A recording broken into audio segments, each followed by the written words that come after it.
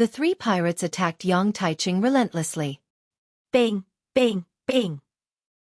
Their attacks continued to rain down on him.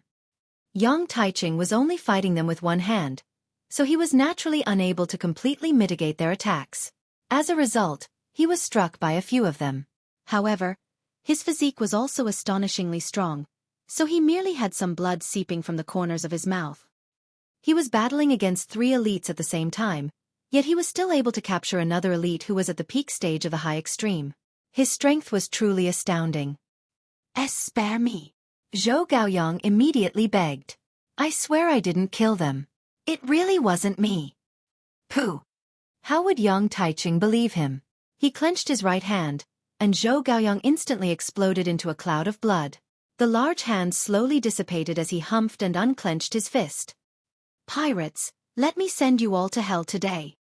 His killing intent had been inflamed, and an overwhelming might exuded from his tall demon-like body. Kill, kill, kill. The pirates weren't afraid of battle, either. Kaka brat, it's only you and me again. D. The baldy started to attack Ling Han again.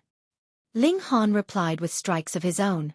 As long as his opponent didn't unleash his most powerful move, Ling Han's sturdy physique would definitely be able to withstand all of his attacks.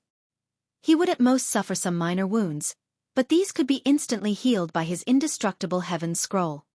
In terms of battle prowess, he was only at 5 or 6 stars right now. In terms of resistance to attacks, however, he was definitely at a freakish 10 stars. It was truly unbelievable that even an elite at the consummate level wasn't able to kill him. Meanwhile, Ling Han felt that it was a pity that he couldn't help Xue Yanyu kill more pirates. I'll kill them myself then. Ling Han continuously activated his 7-kill subduing soul technique, with even cultivators at the peak stage of the medium extreme being affected. After stunning his enemies, Ling Han would kill them with one punch and then store them into his spatial spirit tool. The baldy roared in fury. He was chasing and attacking Ling Han, yet Ling Han still had the time and leisure to kill his fellow pirates. This was utterly humiliating. On the one hand, the weaker pirates were being wiped out. On the other hand, the sailors on the ship were also being massacred. This caused Yang Taiching to almost go crazy with rage. His 3-meter-tall body expanded again, transforming into a giant 6 meters tall. His clothes were torn into shreds, and only a pair of underpants covered his sensitive region. 9 pulsating circular symbols were visible on his body, and they raised his power by a significant margin. 9 symbol divine pattern, a few pirates exclaimed. This is the Yang clan's secret technique, and one has to sacrifice a certain amount of their lifespan in order to activate it. It can raise one's battle prowess by 1 star. Yang Taiching was already extremely strong. Now that his battle prowess had been elevated by 1 more star, there was definitely no one on the ship who could fight him head-on. After all, this was a secret technique that reduced one's lifespan. To living beings, what was more precious than their lifespan? All of you can die. Yang Taiching unleashed his fury at the pirates. Ling Han was also astonished by the sight before him. If he were to battle against Yang Taiching head-on, it was extremely likely that his internal organs would be punctured in under 10 exchanges. After 100 exchanges, even his godly bones faced the risk of being completely shattered. Yang Taiching was at the consummate level after all, and his battle prowess had even more so reached 3 stars right now. The pirates were instantly put on their back foot after Yang Taiching activated his secret technique. Their situation was only worsened by the fact that Lu Ying and the others were all starting to unleash their full battle prowess. However, in Ling Han's eyes, the most eye-catching person wasn't Lu Ying the consummate level cultivator or Yang Taiching the giant. Instead, it was Fu Tian, the youth who only looked to be 16 or 17 years old. This person was an absolute beast. His cultivation level was only at the peak stage of the low extreme, yet his battle prowess was extremely powerful. He didn't use any weapons, and instead used his various body parts to spectacular effects. In fact, Ling Han had even seen him biting off the nose of his opponent. Chapter 1014. Catastrophe caused by demonic snakes. When cultivators fought, they usually used their hands or feet. Otherwise, they would use some sort of weapon. Only a very small minority would choose to practice peculiar techniques such as Iron Head and so on. However, Apart from Hu Niu in the past, perhaps this youth was the only other person who used his mouth as a weapon. Fu Tian's fighting style was almost a replica of Hu Niu's. However, he was even more vicious, with his steel-like hands being able to easily rip through his opponent's defenses. He would tear their intestines out and crush their throat with his mouth. In fact, he would attack in whatever manner as long as it could kill the enemy. He truly took full advantage of all his body parts. This was, of course, a result of him training intensely. He had most likely experienced countless similar battles, and such attacks had perhaps already become a natural instinct to him. Once he started fighting, his body would naturally move according to these ingrained instincts. Where on earth did this youth come from? Retreat! Retreat! The pirates couldn't endure the attacks any longer. 60 of them had boarded this ship, yet only less than 20 of them still remained standing. They had undoubtedly suffered a heavy loss. Most importantly, they were still unable to capture this ship after losing so many companions. None of you shall escape, Yang Taiching humphed coldly. He unleashed his full battle prowess as he charged from one end of the ship to the other. He was determined not to let a single pirate escape. Pang! At this moment, the ship suddenly shuddered violently, and almost capsized. The people on the ship all stumbled and stopped their battles. What was going on? Not good. The expressions of Yang Taiching and a few pirates changed drastically as they peered into the distance. Judging by their shocked and terrified expressions, they had definitely come across grave danger. Ling Han activated his Eye of Truth and also peered into the distance. He saw hundreds of giant snakes swimming over, each measuring over 30 meters in length and having a body as thick as a barrel. Green patterns adorned their bodies. Green patterned demonic snakes, a sailor yelped. It was a type of demonic beast unique to the Star Sea. They were descendants of the demonic snake, and were a type of social demonic beast.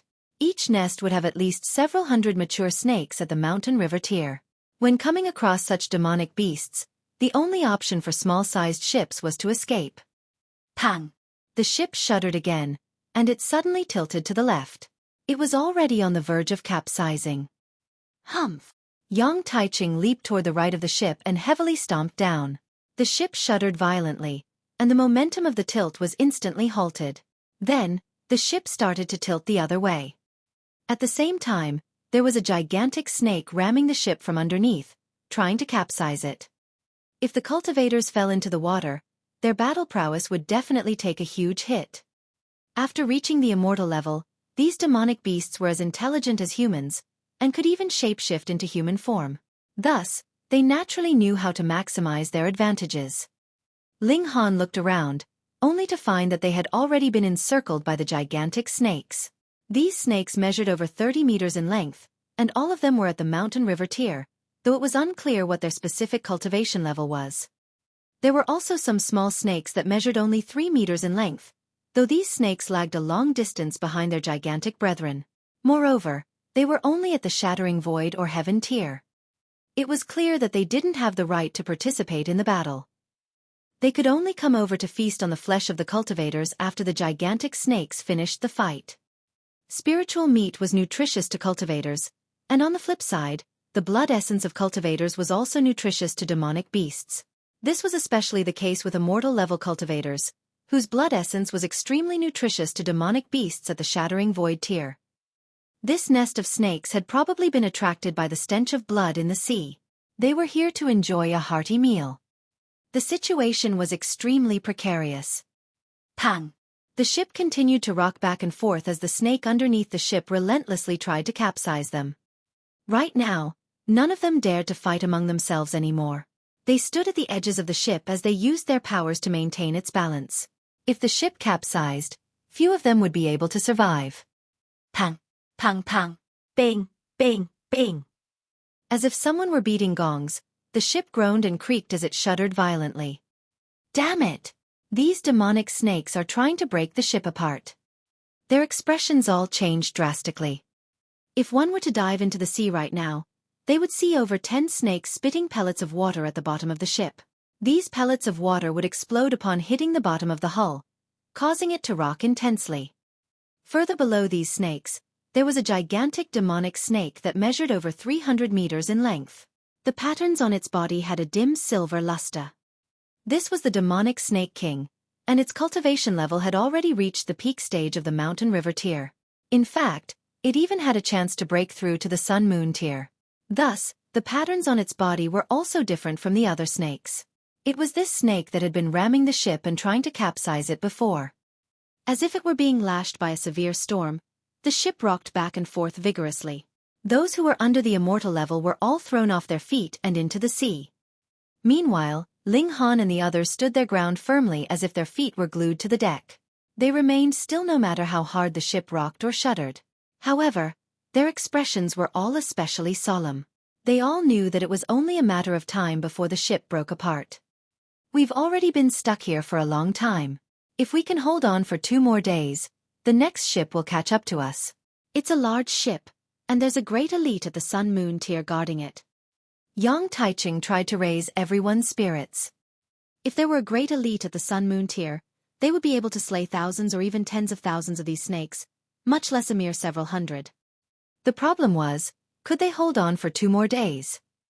The ship is falling apart, Fu Tian suddenly shouted. However, there was no hint of apprehension on his face, only an unyielding fighting spirit. He was definitely a battle maniac. Crack! Sure enough, a loud snapping sound traveled out from the ship. Its keel had been shattered. They all looked at each other, yet the ship disintegrated with a deafening boom before they could even open their mouths to speak. The ship broke into dozens of pieces. Find a piece to stand on, Yang Taiching roared. Otherwise, you'll definitely die if you battle while not being able to float.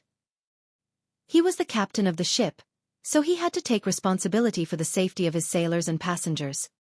Everyone heeded his advice and found various pieces of the ship to stand on. The pirates also stopped fighting, the 20 or so of them moving to 3 separate pieces of the wreckage. As for the small ships that they had come on, these had already been obliterated by the demonic snakes. Boom! A gigantic snake surfaced from the sea and slammed its thick and powerful tail into a group of people who were standing on flotsam. Unfortunately, Ling Han was on this piece of wreckage. Fortunately, however, Yang Taiching was also on this piece of wreckage. Fuck off! He clenched his fist and swung it at the snake's tail. Pang! The snake's tail exploded into a cloud of blood, and the excruciating pain made it squirm about and send huge waves surging through the sea. As expected of Yang Taiching. So strong. Wife, come closer. Ling Han's left arm was wrapped around Xue Yenyu's slender waist as he held his sword in his right hand. Us 2 lovers might die here today, yet you still haven't told me that you love me yet. You're not going to let me die with such regret, are you? Xue Yenyu rolled her eyes at him. Ling Han was far too good at acting. He clearly had the Black Tower, so even if the others all died, the 2 of them would still be absolutely safe. Chapter 10-15. Demonic Snake King. The demonic snakes started to attack. Pang, pang, pang. Their attacks varied greatly, with some snakes spitting water pellets and other snakes whipping their tails. There were also snakes that rammed the flotsam with their bodies. Anyhow, their goal was all the same, and that was to push Ling Han and the other survivors off the wreckage and into the sea. Once they fell into the sea, the demonic snakes would be able to transform them into food with ease. Now that it had come to this, none of the cultivators dared to hide their abilities anymore. Otherwise, they really would be seeking death. They all unleashed their full battle prowess. Although Ling Han didn't need to worry about his safety, it would still be extremely troublesome if he were to sink to the seabed and have to walk back to shore. Thus, he also unleashed his full strength, using his body like a bow and his origin power as arrows as he attacked the snakes in the distance. He didn't use the arrows that were forged from godly metal, yet he was still able to unleash a battle prowess of 5 stars. One had to realize that Ling Han's cultivation level had already reached the early stage of the medium extreme. After an elevation of 5 stars, his battle prowess was now on par with the middle stage of the medium extreme. As such, the demonic snakes with a cultivation level under the high extreme were all insta-killed by his arrows. This couldn't be helped. The annihilating dragon star arrow was too fast, and those weaker than Ling Han didn't have any chance of dodging it at all.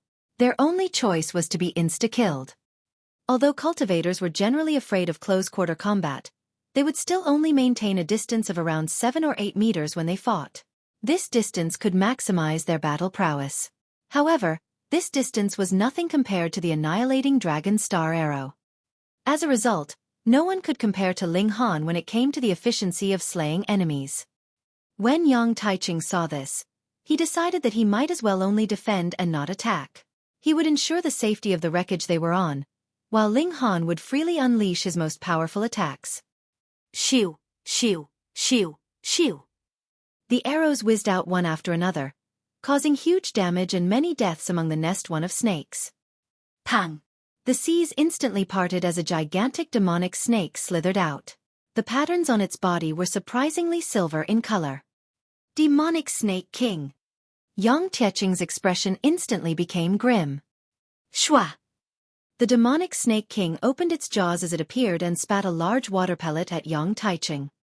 This water pellet was no slower than Ling Han's annihilating dragon star arrow, and it arrived before Yang Taiching's body almost as soon as the demonic Snake King spat it out. Ha! Yang Taiching poured all of his power into his fist as he punched at the water pellet. Pang! His fist collided with the water pellet, yet the tremendous force sent him flying hundreds of meters back. Only then did he fall into the sea with a plop. Even the powerful Yang Taiching is no match for the demonic Snake King? Everyone was stunned by this sight. Were they all going to die here? Pang! A figure surfaced from the sea. This was none other than Yang Taiching, and his legs became a blur as he sprinted across the water surface. He was pushing himself to the extreme, and cold sweat was pouring down his face. The gravity field enveloping the sea was tremendously powerful, meaning that one would need to expend huge amounts of origin power if they wanted to resist its pull. Thus, Yang Taiching had paid a huge price even though he had only covered a short distance of a mere several hundred meters. There was nothing he could have done about this, either, as sinking to the bottom would have been as good as dying. Dozens of giant snakes instantly dashed toward Yang Taiching. However, he was a 3-star genius on top of being at the consummate level right now, so he was able to kill a snake with each punch that he threw. The air around him instantly became misty with blood.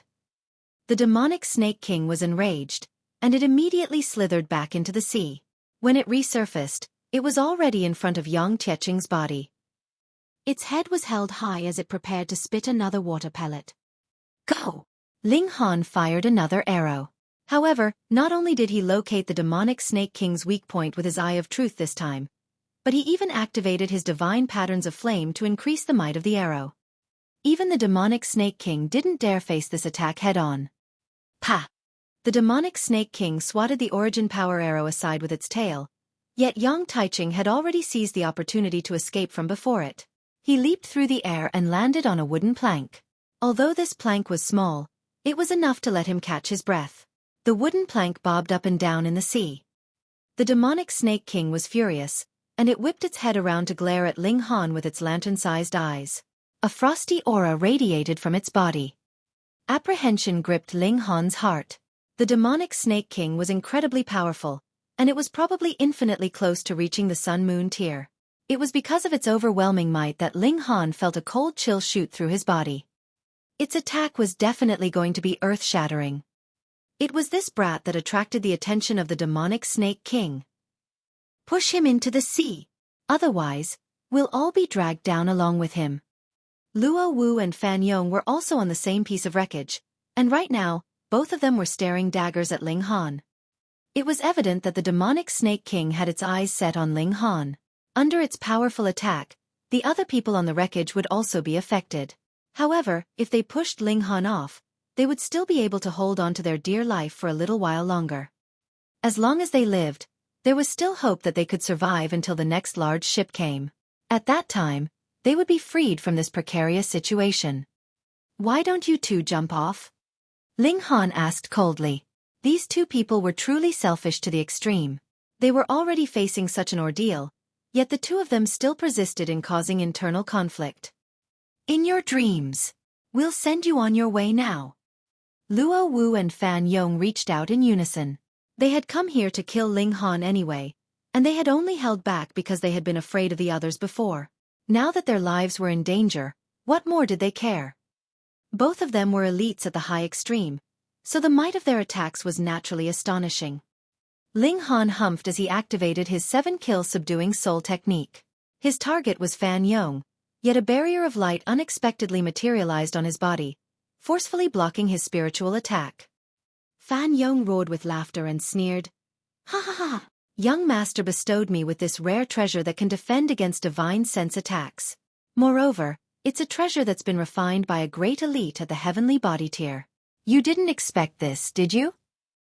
It was a pity that the divine sword was with Xueqi right now, or he would have been able to cut Ling Han into two.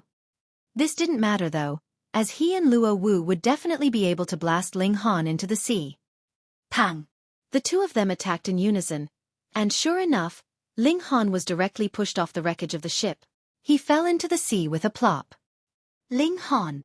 Xue Yanyu yelped in astonishment, and jumped into the sea after him. Stupid woman! Fan Yong couldn't help but curse upon seeing this. However, his expression was relatively dark. He knew how obsessed Zhao Luan was with this woman. Zhao Luan was determined to make her his wife once he advanced to the Sun-Moon tier. However, there was a 99% chance that Xue Yanyu would die in this sea now, so how were he and Xueqi supposed to explain this to Zhao Luan? He didn't have the spare time to mull over this thorny problem now, as the demonic snakes had already started to launch a new wave of ferocious attacks. Kill, kill, kill, kill, kill. Although there were few beings on both sides, they were all immortals at the mountain river tier, and they were all equivalent to bodies that gather the essence of heaven and earth.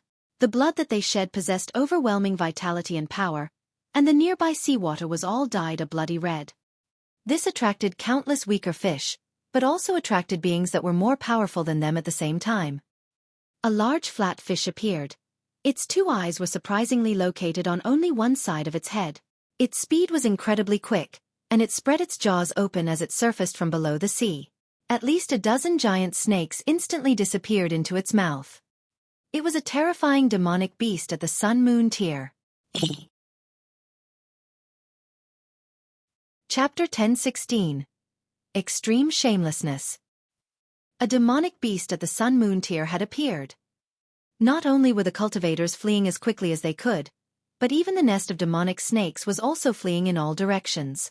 The demonic snake king that had been extremely mighty and ferocious just then was like a mere eel before the gigantic fish. It became the gigantic fish's main target, and it was captured and disposed of in no time at all. It was crushed in the gigantic fish's maw, and then it was swallowed into its belly. The demonic snake king had been one step away from advancing into the Sun-Moon tier, yet it was this tiny distance that set it apart from a being that was genuinely at the Sun-Moon tier. It was unable to put up any true resistance before being eaten. The gigantic fish didn't seem satisfied, and it immediately swam toward the remaining survivors. It wasn't picky at all, and it ate demonic snakes and cultivators alike. After wreaking havoc and satisfying its craving, it swished its tail and disappeared into the depths of the sea. The situation truly changed a myriad of times in the blink of an eye. The demonic snakes had been enjoying a great advantage before. Under the demonic snake king's lead, it seemed as though they would be able to wipe out all of the cultivators. However, in the blink of an eye, a large majority of these demonic snakes had already disappeared into the gigantic fish's belly. Only less than 10 remained, and they posed absolutely no threat to anyone anymore.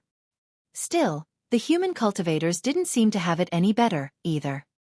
The pirates had all been killed, Luo Yu and Xueqi had been killed, and only Lu Ying remained out of Sha Yuan's 4 loyal guards.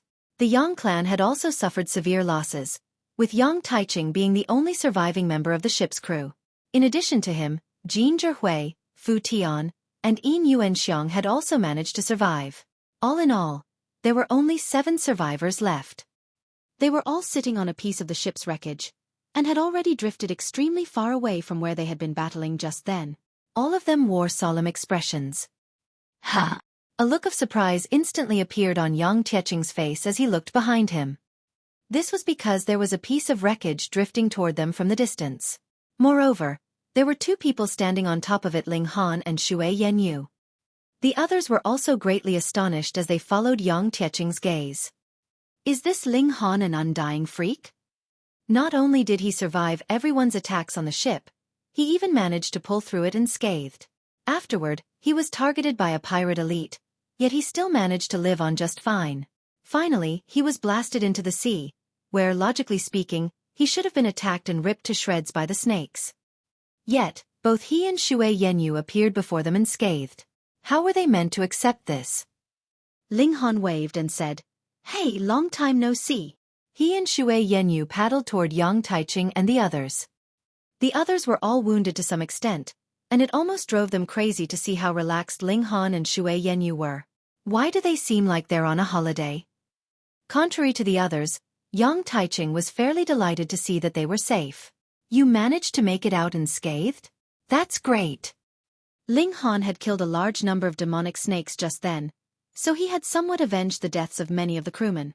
Thus, Yang Taiching's impression of Ling Han was much better than his impression of the others. A chilly look flashed across Ling Han's face as he swept his gaze across Luo Wu and Fan Yong. He had been blasted into the sea by these two people, and if it weren't for his black tower, it was very likely that he would have died. He was definitely going to kill these two people. What are you looking at? Luo Wu said coldly. Now that it had come to this, he couldn't be bothered hiding his animosity toward Ling Han any longer. After all, it was up in the air whether they could make it back to the shore alive at all. The main problem was that they were drifting along far too slowly. If they were unfortunate enough to come across some demonic beast, there was a strong possibility that they would all lose their lives in this sea. In Luo Wu and Fan Yong's minds, this was all Ling Han's fault. If it wasn't because of him, why would they have come here in the first place? Of course, they would never reflect on their own actions. If they hadn't been hell-bent on killing Ling Han, would it ever have come to this? I'm looking to see how you'll die. Ling Han replied icily. He used his body like a bow and his origin power as an arrow as he aimed his annihilating dragon star arrow at Luo Wu. A cold chill instantly gripped at Luo Wu's heart. There had been an elite at the Sun Moon tier leading him and Luo Yu, so killing Ling Han should have been an extremely easy task. However, Luo Senyun had been unable to board the ship, and Luo Yu had suffered a wretched death, being eaten by the gigantic fish. Only he was left out of the initial group of 3. Now Ling Han's arrow was pointing at him, yet he surprisingly lacked the confidence to defend himself facing this threat. A major reason for this was because the environment was extremely detrimental to his abilities. Otherwise, he would be able to unleash his movement techniques and completely evade Ling Han's aim. However, the flotsam they were on was only so big, so how could he evade? Jump into the sea? If he expended all of his energy and sunk to the bottom of the sea, there was a possibility that the seabed would be his eternal burial ground. Luo Wu was fairly quick-witted, and he immediately skirted behind Fu Tian's back. He was evidently using this youth as his shield. Fu Tian was infuriated. Like an enraged beast he roared, "Fuck off! Don't worry, little friend. There's no hostility between you two, so he definitely won't shoot you." Of course, Luo Wu wouldn't give up so easily. If they were on land, he would be completely unafraid of Ling Han. However, he was on the back foot now, and there was also very little room for him to hide. Thus, he naturally wasn't willing to take any risks. Yang Taiching humphed and scolded, "Absolutely shameless." He waved and grabbed with his right hand, placing Fu Tian behind himself and leaving Luo Wu in front of himself. Luo Wu's expression changed drastically. He had become an easy target again. "Captain Yang, I paid you a fee to board, so you have to ensure my safety." Luo Wu shouted hurriedly. "We've already been shipwrecked, so my responsibilities have also become void," Yang Taiching said coldly. "I'll naturally refund and compensate everyone when we make it back to the harbor." "Wrong, wrong, wrong." Luo Wu pointed at his feet as he shook his head and said, "Look, Captain, we're still on the ship. Even if it's only a fragment, it's still a part of the ship. You're still the captain, so you're obligated to ensure your passengers' safety." He was indeed a shameless person, yet his words did hold some truth. Moreover, Yang Taiching was a sucker for righteousness, and his expression instantly became hesitant. "Ling Han, don't attack him," Yang Taiching said. He blocked Luo Wu behind him. "Ha ha ha ha." Luo Wu chortled loudly, appearing extremely smug. There was Yang Taiching to protect him on the ship, and once they made it out of this situation, there would be no need for him to be afraid of Ling Han anymore. Yang Taiching suddenly turned around and grabbed Luo Wu by the neck. He was an entire minor level above Luo Wu, and he also had a battle prowess of 2 stars, even though the effects of his secret technique had already disappeared. So, how could Luo Wu block his sudden strike? Luo Wu's smug laughter was instantly caught in his throat. As his neck was being gripped tightly, his face was rapidly becoming beet red. Although cultivators could stay alive without breathing, the circulation of their origin power would also be cut if their necks were to be locked in a tight grip. If they were trapped in such a situation for too long, their spirit would still end up dying. Luo Wu flailed about as he tried to escape from Yuanxiang's stranglehold. However, this was to no avail, and he only felt more and more unwell. Although I won't allow Ling Han to kill you, I won't gloss over the fact that you two purposefully blasted him into the sea, either. Yang Taiching reached out and lifted Fan Yong by the neck as well. The two of them squirmed violently, yet neither of them was a match for Yang Taiching. They could only flail about helplessly. Humph! When we disembark this ship, I'll personally deal with you two first, Yang Taiching said coldly. He forcefully flung his arms outward. Pa! Luo Wu and Fan Yong were both dripping with cold sweat as their bottoms plunked onto the wreckage. They felt as if they had walked to death's doors and back. Their heads remained lowered as all kinds of cruel thoughts flashed through their minds. Chapter 1017.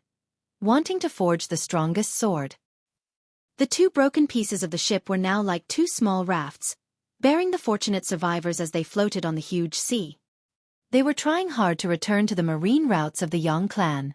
Then, only 3 days would be needed, at most, and they would meet with another ship from the Yang clan and be saved. However, they had survived a great disaster, yet they did not meet their good fortune one. Not long after, they encountered a stormy sea that turned them all dizzy and caused them to lose any sense of direction. When it was calm again, Yang Taiching took out his compass for a look, and discovered that they were extremely far away from the normal marine routes. There was nothing else that could be done. They could only row as much as possible to return to their original marine route. Thankfully, all of them were elites of immortal level, and thus there was no need to worry about problems like food and water.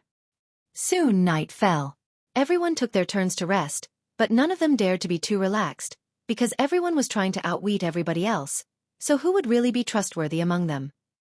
At dawn, a red sun leaped out of the horizon, incredibly magnificent. There! There seems to be a ship. A black dot appeared ahead of them. Everyone focused their gazes and looked in one direction, and there indeed was something floating on the surface of the sea. Be careful, it could be pirates, Yang Taiching exclaimed. This place was completely distanced from the marine routes of the Yang clan's fleet. The ships belonging to the Yang clan would definitely not appear here unless by complete accident. Hence, the possibility that it was a pirate ship was extremely high. That's not right. Ling Han activated the Eye of Truth, and shook his head. He said, "That's not a ship. Instead, it's an island." The reason why it looked like a ship was because this island was too far away from them. An island! Everyone felt invigorated. If they got on the island, they would be able to reorganize. At least, they could make a few real oars, or they could even create a sail. It would be better than now at least. They rowed once more to advance. After quite a long while of rowing, that island was also becoming gradually bigger in front of their eyes, and finally they could see it clearly. That was indeed an island, and it was a very big one. This stunned quite a few of them. How could Ling Han's sight be so good? Another long while passed, and they finally landed on the beach. We'll move separately. One day later, we will gather back here. We will collect all materials that can be used, Yang Taiching said. He stored away the 2 broken pieces of his ship to prevent anyone from leaving by themselves and leaving everyone else on the island. Ability-wise, he was the strongest. He was also the captain, so naturally, he would be the one calling the shots. Furthermore, he was more trustworthy. Otherwise, it didn't matter who got a hold of these 2 boats, for the others would not be at ease. Luo Wu and Fan Yong exchanged a look. After their shared trial, they had formed an alliance. Now that everyone was moving separately, they naturally had their eye on Ling Han. Unfortunately, Yang Taiching chose to go with Ling Han, which caused the duo's plan to tail and kill him secretly to completely fizzle out. Actually, Ling Han was feeling a bit sorry too. He still had the crimson ground locking net which he had not used yet, so even against a cultivator in the high extreme, he would be unafraid. Moreover, he could stun his opponent with the 7-kill subduing soul technique, and draw them into the Black Tower, so he was assured of victory against any cultivator in the high extreme. This island was very big, and had a narrow elongated shape. They were now at about 1/3 of the island. Hence they separated into 2 groups. One group would head east, while the other group would head west. The island was covered with dense jungle, and each tree was at least 300 meters tall, with huge leaves. Hence, if one were to walk underneath the trees, there was practically no light that could penetrate the canopy, making it appear extremely spooky. Ling Han's group had 6 people. Aside from himself and Xue Yanyu, there was also Yang Taiching, Yuanxiang, Fu Tian, and Jin Zhihui. Very obviously, Yang Taiching had separated Ling Han from his enemies. "Brother Jin, you keep holding on to a sword, don't you feel tired?" Ling Han asked the young man who was hugging his sword after they had set out.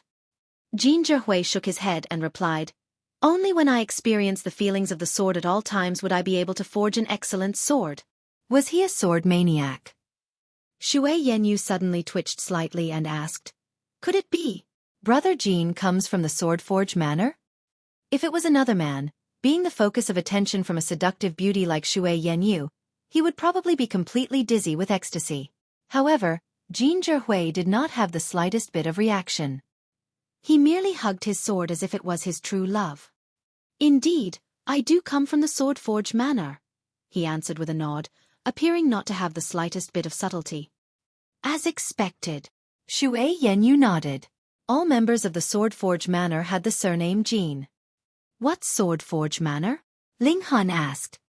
The Sword Forge Manor is the most acclaimed holy land of weaponsmiths on the Joint Peace Planet. However, this manor only forges swords, and does not forge any other types of weapons. The blades they forge are not only sharp and sturdy, quite a number of them also has their own unique attributes, Xue Yanyu explained. Every swordsman would be proud of having a sword from the Sword Forge Manor. So awesome. Ling Han couldn't help but smile and ask, "Brother Jin, if I obtain the materials in the future, can I ask you to forge my sword?" Yang Taiching couldn't help but shake his head. He had naturally heard of the Sword Forge Manor, and also knew that the people from this manor were very strange. They were obviously famous all over the world, yet did not care the slightest bit about money or power. They were too busy forging their swords. However, though they enjoyed forging swords, it was up to their mood whom they would be willing to forge a sword for. Some had paid astronomical amounts and it was still useless, whereas some people needed not pay a single cent and would be gifted a sword of their own. Since Ling Han had spoken so rashly like this, he was probably going to meet with a merciless refusal from Jin Zhihui.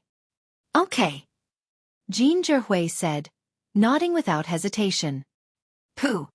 Yang Taiching almost choked. Wasn't it said that everyone from the Sword Forge Manor had weird temperaments? How could he have agreed so easily? Jin Zhihui scratched his head and said a bit shyly, "However, I have not forged a single sword yet." Fuck. No wonder he had agreed so readily. He should only be an apprentice. Yet Ling Han laughed loudly and clapped a hand on his shoulder and said, "Then it's decided. In the future, my sword will be up to you. Are you not afraid I will waste your materials?" Jin Zhihui asked in surprise. When others heard him say this, they were likely to shake their heads directly. Even those who gave him some face would change the topic and no longer speak of the matter of forging a sword. Ling Han said, "With what you said earlier about wanting to experience the feelings of a sword, I am certain you can forge an excellent, supreme sword." Jin Zhihui couldn't help but feel excited. Even in the Sword Forge Manor, he had never gotten the approval of a single person. Even his father merely advised him not to daydream. Only this man in front of him approved of it. Most importantly, though his idea of experiencing the feelings of a sword was something he'd said himself, hearing it from Ling Han's mouth gave him the feeling like he had encountered an intimate friend. "All right. In the future, I will definitely forge a supreme sword for you." He clenched his fists, his eyes shining. Previously, he had spoken little, but now it seemed like his vocal box had been opened.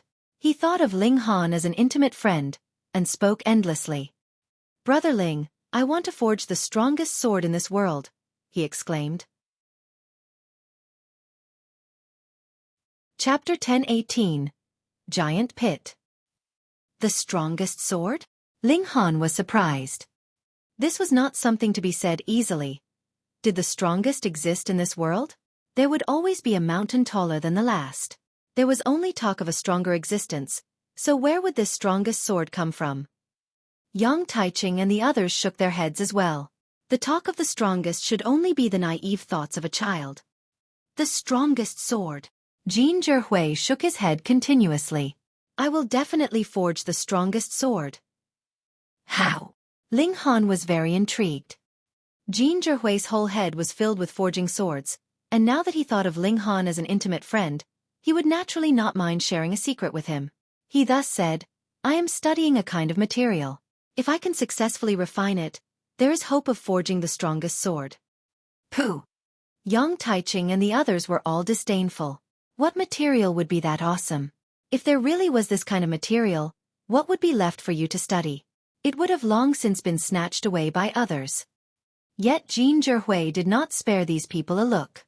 Instead, he minded his own business and said, This is a king of materials that has endless possibilities of improvement. You see, when we forge a sword, no matter how much effort we expend, it would still be limited by the material that it is forged from. True. Ling Han nodded. You could not possibly forge a piece of level 1 godly metal into a level 2 god tool, as the material itself determined that it was impossible. However, if I could extract that kind of material, that kind of essence and forge it into a weapon, it would be able to automatically swallow other materials or god tools.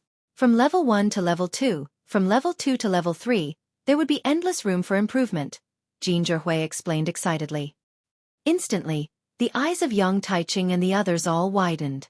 Even their mouths were about to fly open, they were that dumbstruck. A god tool that had endless room from improvement. Putting aside actually making it reality, the mere thought of it was enough to chill the spine. Would any other person think of this kind of fantastical story? If a god tool like that really appeared, the whole world would experience a revolution because of it. Ling Han was also stunned. Then, he put his hand on Jin Zhihui's shoulder heavily. Brother Jin, you are definitely a genius without compare. Jin Zhihui looked absolutely touched. When he related this theory to his clansmen, even when his father heard it, all he received was mockery and ridicule. Even his father, who had the highest opinion of him, advised him to give up such an unrealistic idea. Brother Ling, do you believe I can forge that kind of sword? He asked. Ling Han smiled slightly and said, If you don't try, then there really won't be the slightest bit of possibility, but if you work at it, then even if there was only a 1 in a million chance of success, there is still at least a sliver of hope. Yes. Jin Zhihui continued to nod his head. Ling Han's words had really touched his heart, causing him to feel as if he had met an intimate friend, and he wanted nothing more than to completely devote himself to Ling Han. Meanwhile, Yang Taiching and the others lost interest. The strongest sword sounded very awesome, but no matter how they thought about it, it was an impossible endeavor.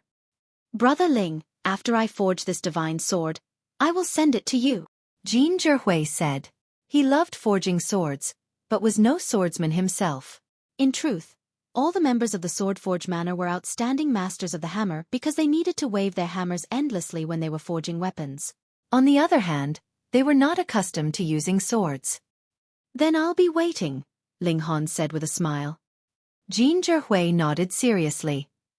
Because he had met with a bottleneck, he wanted to travel around to improve his mood and seek some inspiration. The deathly battles these few days had given him quite a bit of comprehension. However, though he had no worldly experience, he was no idiot himself.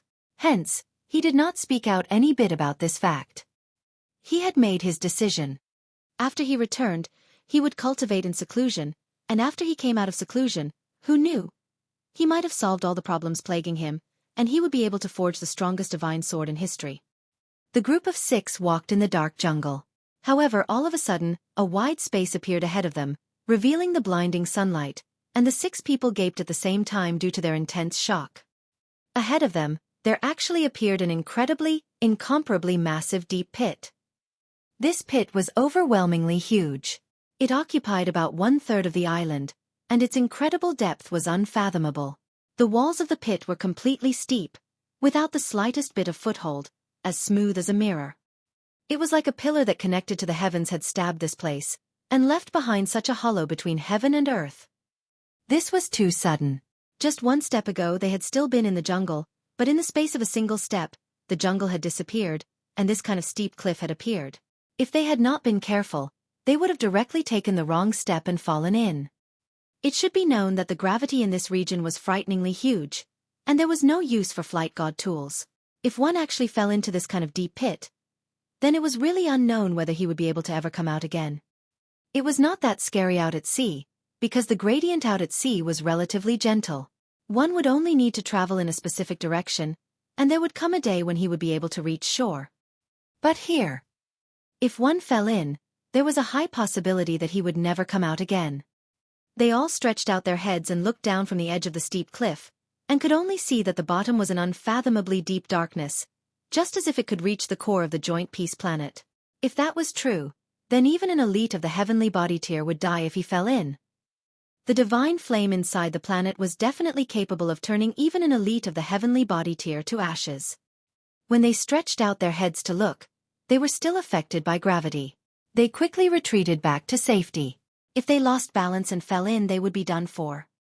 Lord Yang, have you heard of this island? Ling Han asked. Yang Taiching looked completely astonished.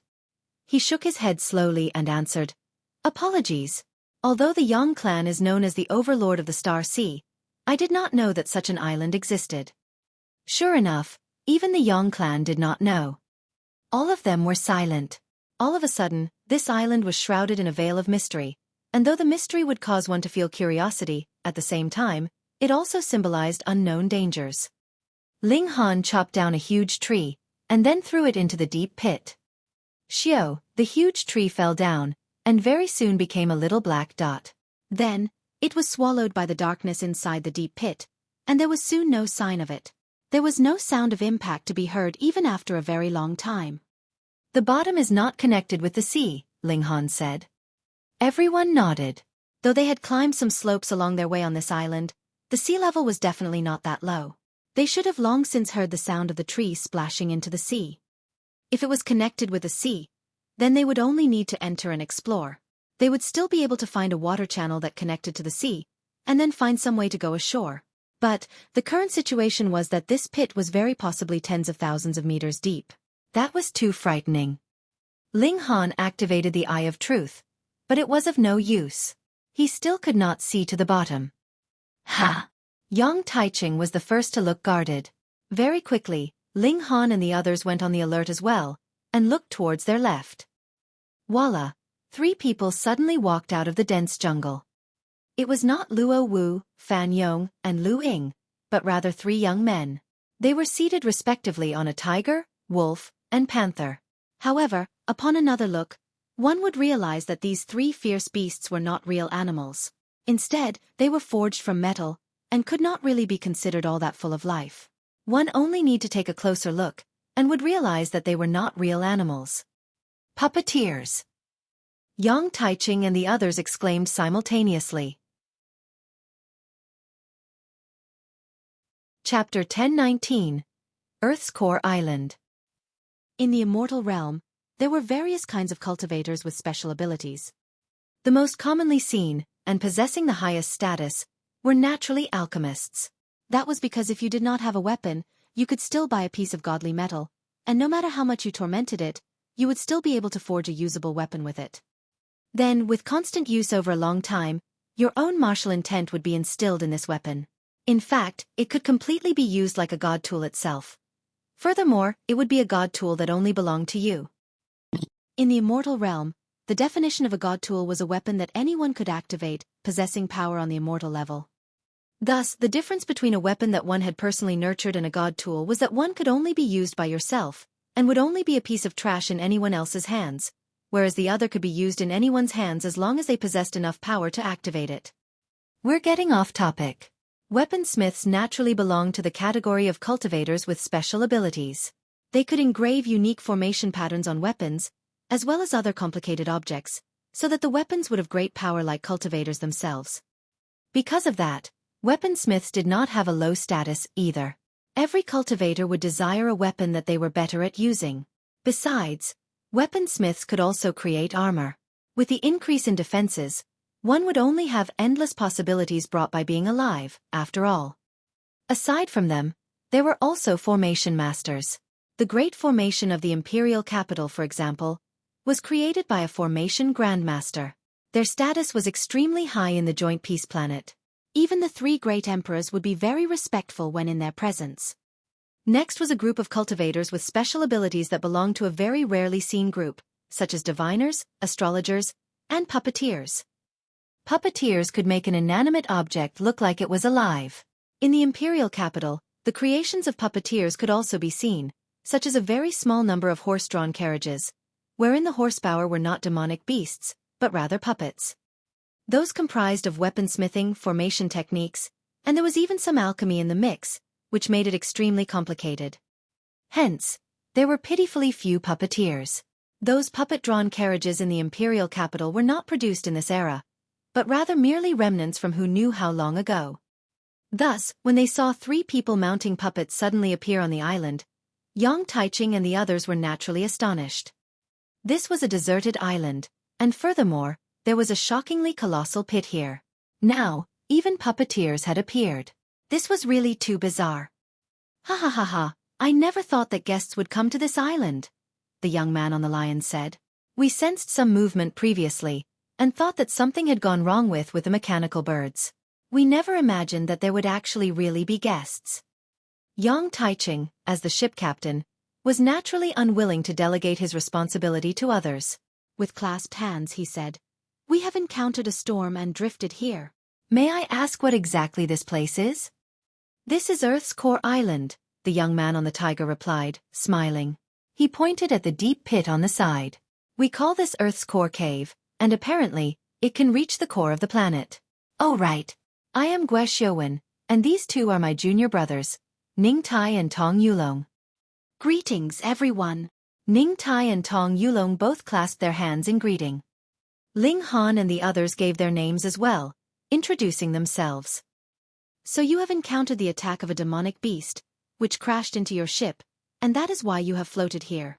Xueqi nodded and continued, "This island is a place for living in seclusion, and the people on the island have no intention to barge into the outside island.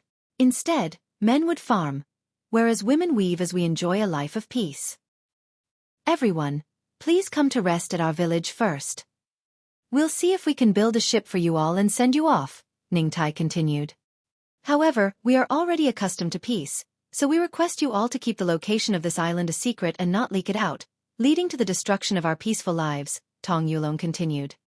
Yang Taiching and the others nodded in response. "We still have 3 companions." Though Yang Taiching was not fond of Luo Wu and Fan Yong, as the ship's captain, he was still responsible. "Understood. We still have 2 of our junior brothers who have headed over. You can meet them at the village," Xueqi said, smiling. Yang Taiching nodded. "Everyone, please come with us." Xueqi moved the tiger he was riding on, and slowly headed downhill. They all followed behind him, and after walking for about an hour, they finally passed through the dense jungle. A valley appeared ahead of them.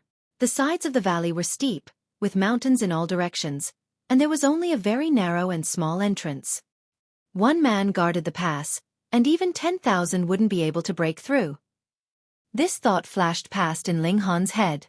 As long as a single elite was here as overseer, then even if there was an army outside, they would not be able to enter. However, at the same time, as long as there was an elite blocking the way here, the people inside would not be able to come out as well. The entrance was not guarded. Instead, there were only 2 stone statues. One was an 8-legged spider, whereas the other was a large bird whose wings were stretched out. One could see how robust its claws were, as they were even wider than a human arm. They entered into the valley, and instantly, the valley became wide, revealing a beautiful picture. This place had multiple farms, which formed a circular pattern, and in the middle, there was a very, very large village. The bridges, flowing water, and houses were filled with the beauty of the countryside. Seeing this scene so abruptly would cause one to forget the cruelty of battle and the bloody reek of power, and only feel at ease and absolved of worries. "This is a really good place," Yang Taiching said sincerely. "Would I be able to enjoy my retirement here in future?" Gua Xiaowen laughed, and replied, "If Brother Yang decides to live in seclusion, why not? However, I have to remind you all, please forget your identities as cultivators after coming here. We strictly forbid fighting here, and no matter if you are in the heavenly body tier or in the shattering void tier, in this place, you would only be a farmer or a weaver." Everyone nodded. Every place had its own rules. A powerful dragon couldn't defeat a snake in its nest one. What more when they were freeloaders? In the farms, they could see people guiding cows as they plowed the land, and there were some transplanting rice seedlings as well, looking busy yet relaxed. They walked on the small path between the farms, and entered into the village. There were a few scattered people walking on the streets. The majority stayed indoors, with some watering their plants, and some sunbathing. There was also smoke rising from cooking, with the whole place appearing incredibly peaceful and serene. The people here are fond of quiet, so I would ask all of you not to disturb others. After everyone came here, they have forgotten who they previously were, Gua Xiaowen reminded once more. After walking some more, they came to the center of the village. There was a manor that occupied a large area. It was about the size of a third of the whole village, and was surrounded by walls. The main doors were open, and a huge courtyard appeared as soon as they entered. Limestone tiles were laid out there, making it appear a bit like a martial training court, though not one person was training. "Everyone, I will first make arrangements for your accommodations.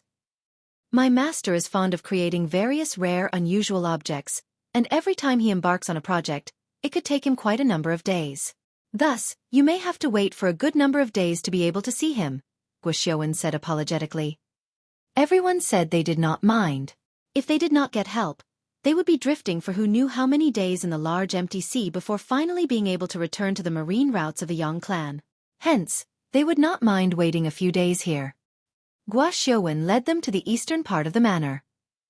There was a large number of small courtyards here, and he allocated them to everyone respectively. After all the arrangements were done, Luo Wu, Fan Yong, and Lu Ying were also led here by two young men. Those two young men were Gua Xiaowen's junior brothers. One was called Cui De, and the other was called Bu Zhangyun. Ling Han and Xue Yanyu stayed in one of the courtyards. Anyways, with the Black Tower, they did not care about the condition of their accommodations. At this time, the sky had darkened as well. "Extremely strange," Ling Han said. Chapter 10:20. Strangeness. "What's so strange?" Xue Yanyu drew out a bamboo chair and sat down as she enjoyed this astonishing serenity. There was the sound of wind and leaves, peace and serenity here, causing her to forget the disputes of the outside world.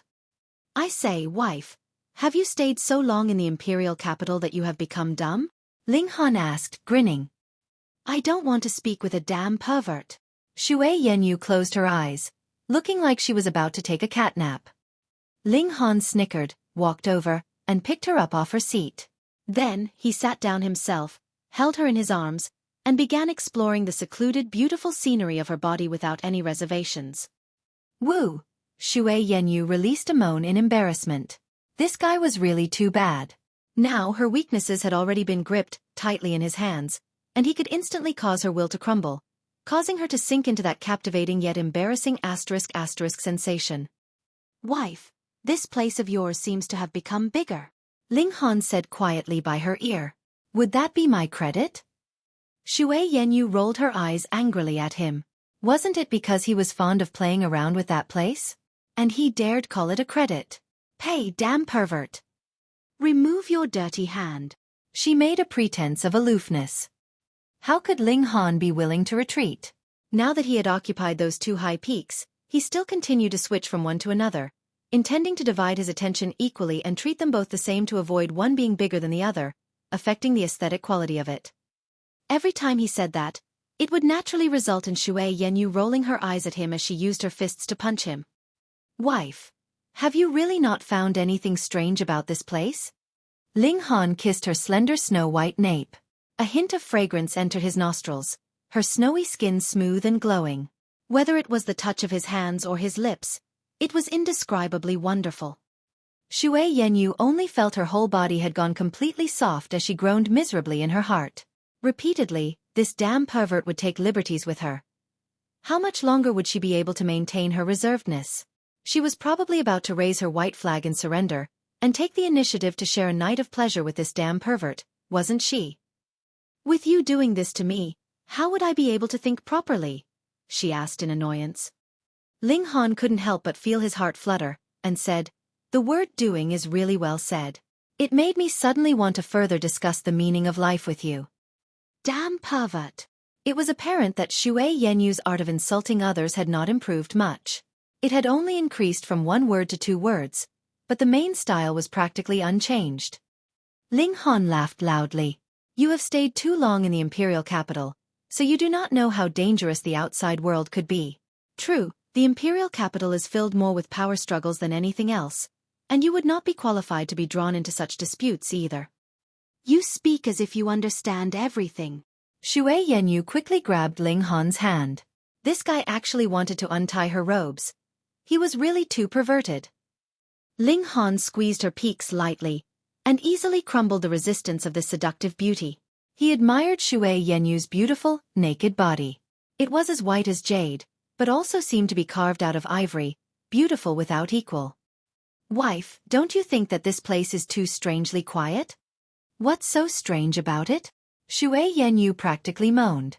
As a breeze blew past, her hair waved slightly, and her jade-like skin reflected a magnificent glow under the moonlight, captivating the heart and soul.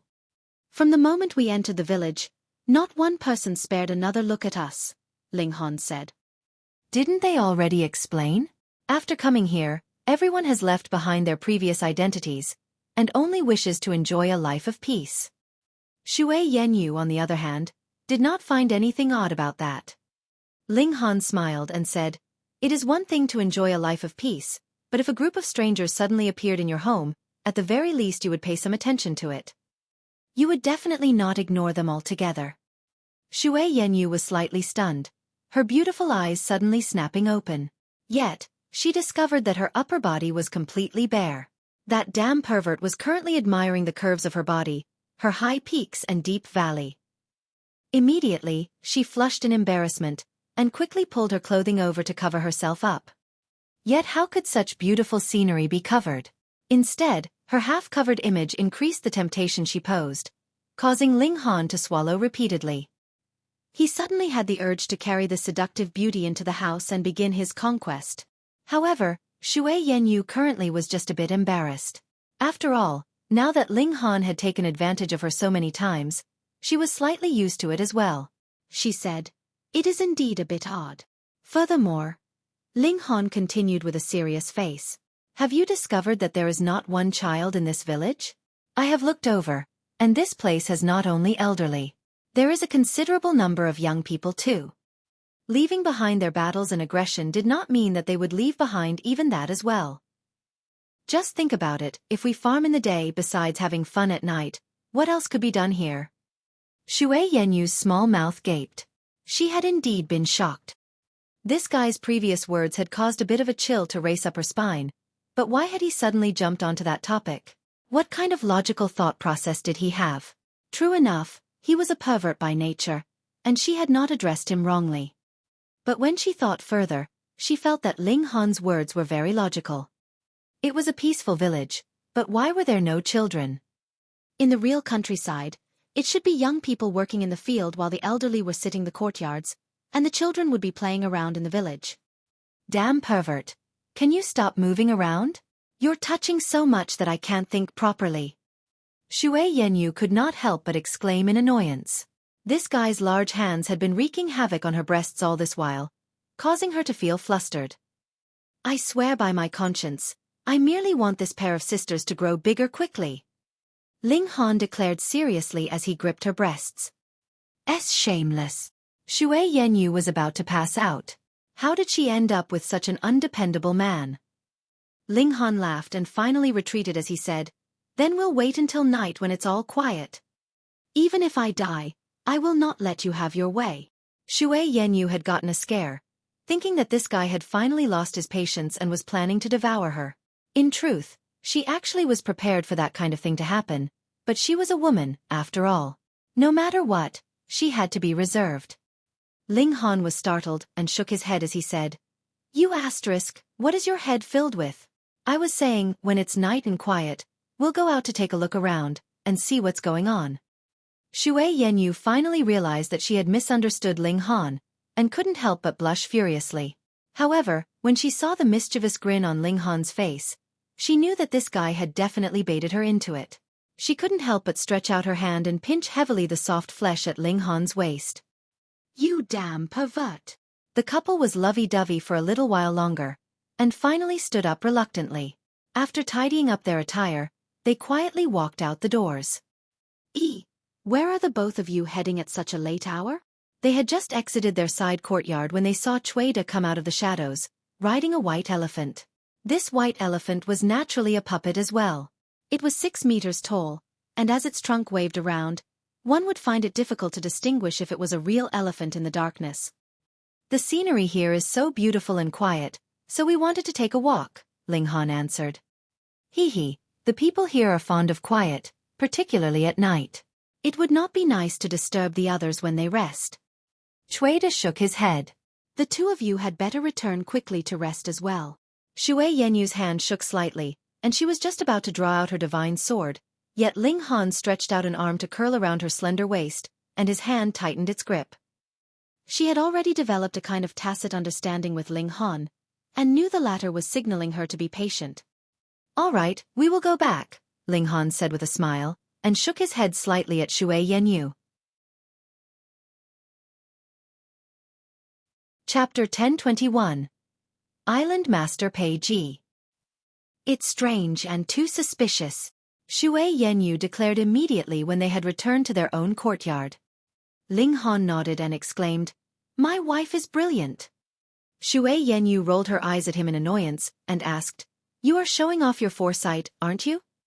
All my achievements are inevitably linked to the teachings of my wife, you. Aren't you my teacher? Ling Han asked, smiling. Xue Yenyu's beautiful face involuntarily flushed. She had indeed been Ling Han's teacher for a while, and in the end, Ling Han was close to dragging her into bed by now. Though the two of them were not master and disciple, but rather teacher and student, the mere thought of it still caused her much embarrassment. That Xueqi obviously did not want us to go and investigate. According to him, the people here are accustomed to resting early, so how could he possibly be standing guard there at such a late hour at night otherwise? He is obviously monitoring us. Ling Han nodded and said, Unfortunately, I am by nature a curious person. The more you do not want me to know, the more I want to find out. This time, Xue Yanyu was supportive of Ling Han, and asked, Then will we be sneaking out again later? No, we're sleeping, Ling Han answered with a grin. Xue Yanyu was about to be driven mad. Have you begun your huge skips in logical thought process again? Ling Han kissed her and replied, On this first day, it is both the time when our curiosity is the strongest, as well as the time when the other side is the most guarded. I think the 5 people on the island should be guarding us. Unless we plan to completely become hostile with them immediately, we could not possibly leave tonight. Tomorrow then? Xue Yanyu asked. We'll play it by ear. Ling Han answered seriously. This valley was easy to guard, but difficult to assault. There was only a single way of entry and exit, and it was a naturally formed place of danger. Since they had already taken the initiative to enter into this trap, they definitely could not be rash or reckless. Xue Yanyu nodded. She was gradually leaning more and more towards having Ling Han make the decisions and take the lead in matters. Just in case, they still entered into the Black Tower. Xue Yanyu began cultivating, whereas Ling Han continued to concoct his heavenly pearl pill. He definitely had to finish concocting this alchemical pill as soon as possible. Not only would it speed up the advancement of his cultivation level, it would also bring him a high income. Cultivation was naturally inseparable from money to support it. At the beginning, it had been gold and silver, followed by origin crystals, and now, it had become true origin stones, but in essence they were the same. As the night passed, Ling Han revealed a smile of satisfaction. He was getting closer and closer to success. The couple exited the Black Tower, and they walked out of their courtyard after having their breakfast. In the case of Yuanxiang and the others, some had had a good night's sleep, and appeared to be energetic and awake. Others, though, were still looking weary. It was obvious that they had not slept very well the night before. After all, Those like Yang Taiching, Fan Yong, and the others who had had a wealth of experience of journeying outside, knew the dangers of the world, and would definitely not trust anyone so easily. In contrast, Jin Zhihui and the others lacked that kind of alertness in this area, and slept very soundly the night before. They gathered again. Luo Wu and Fan Yong made no attempt to conceal their killing intent towards Ling Han. However, they were now freeloaders, and added with the fact that Yang Taiching was here, they did not dare make a move on Ling Han. Everyone, it is really a coincidence. My master just happened to come out of seclusion today, and wishes to see you all. Gua Xiuwen walked over. Naturally, he was still riding on that puppet tiger, just as if he had no idea how to walk without that toy. However, on the other hand, puppets could be considered god tools that could awaken themselves. Since he was riding around on a puppet all day, was he also carefully guarding against them? Hee, then we must definitely visit Lord Island Master, they all replied, smiling.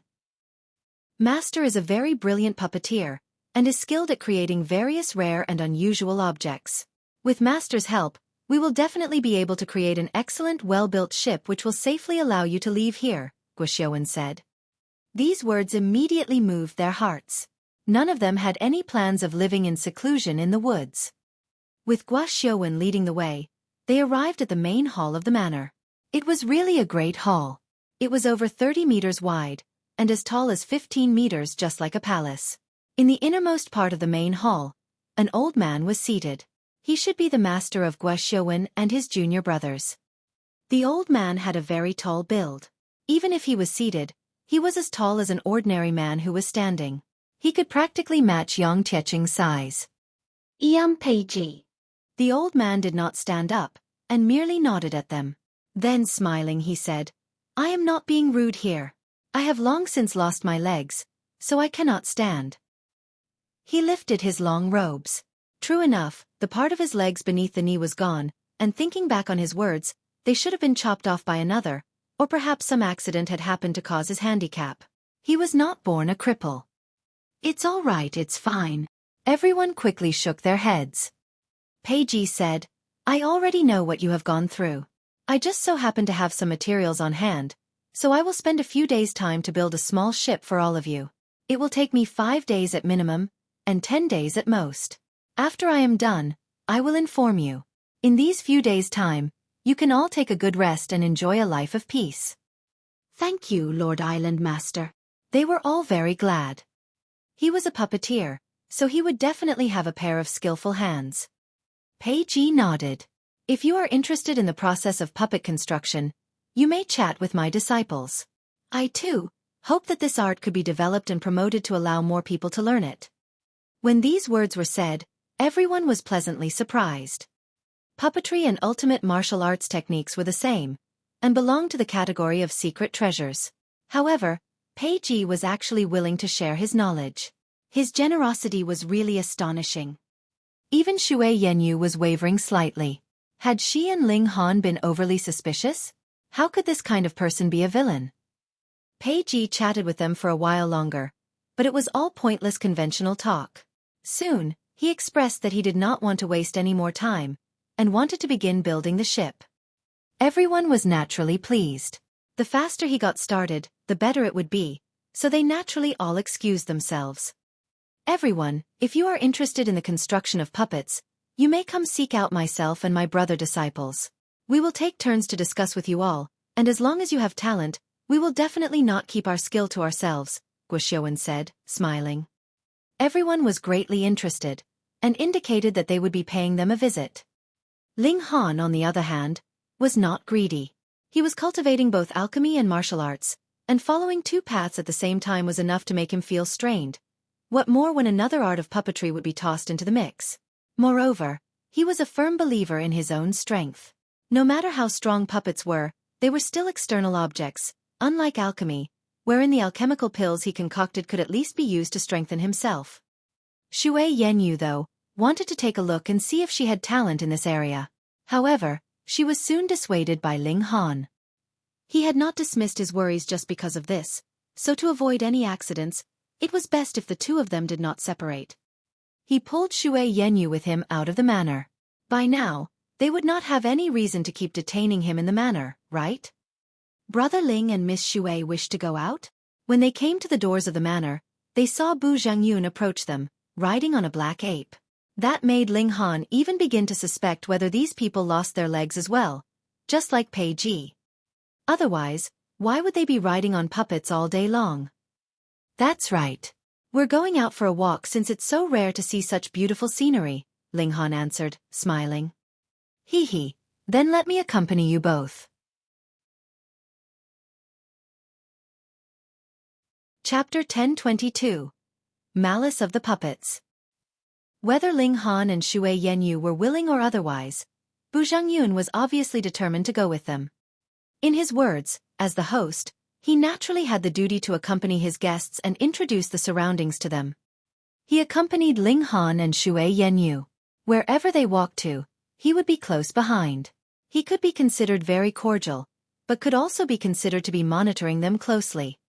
Initially, Ling Han had been planning to go and look around the various houses in the village, but the moment he left the main road, Bu Zhangyun would speak up to stop him from progressing further.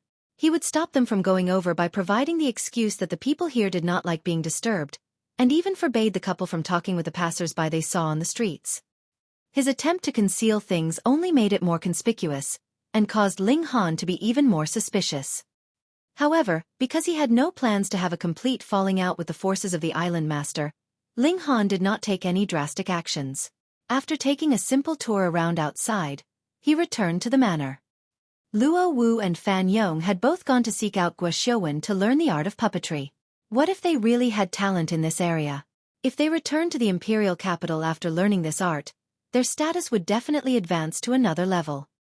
One would be able to obtain an influential position in his clan, whereas the other would no longer have to follow Zhao Luan, and could be independent, becoming qualified to establish his own faction. Hence, the two of them were very proactive. At the beginning, Lu Ying did not seem very interested, but afterwards, it seemed like she was moved, and went out constantly. In comparison, Yang Tietching's whole mind was focused on returning, and only swordsmithing existed in Jin Zhihui's eyes. Meanwhile, Yuanxiang led a secluded life, and had always been very unsociable, whereas Fu Tian had completely no interest in areas outside of cultivation. Day after day passed. Luo Wu, Fan Yong, and Lu Ying simply did not return, as if they had become addicted to learning the art of puppetry. By the seventh day, Guoxiuwen came to invite Ling Han and Xue Yanyu to look at the puppet he was close to finishing. Ling Han did not have any interest in learning puppetry, but was very curious about the uses of puppets. Hence, he agreed readily, and went to the workshop inside the manor with Xue Yanyu. There was a total of 2 workshops here, a big one and a small one.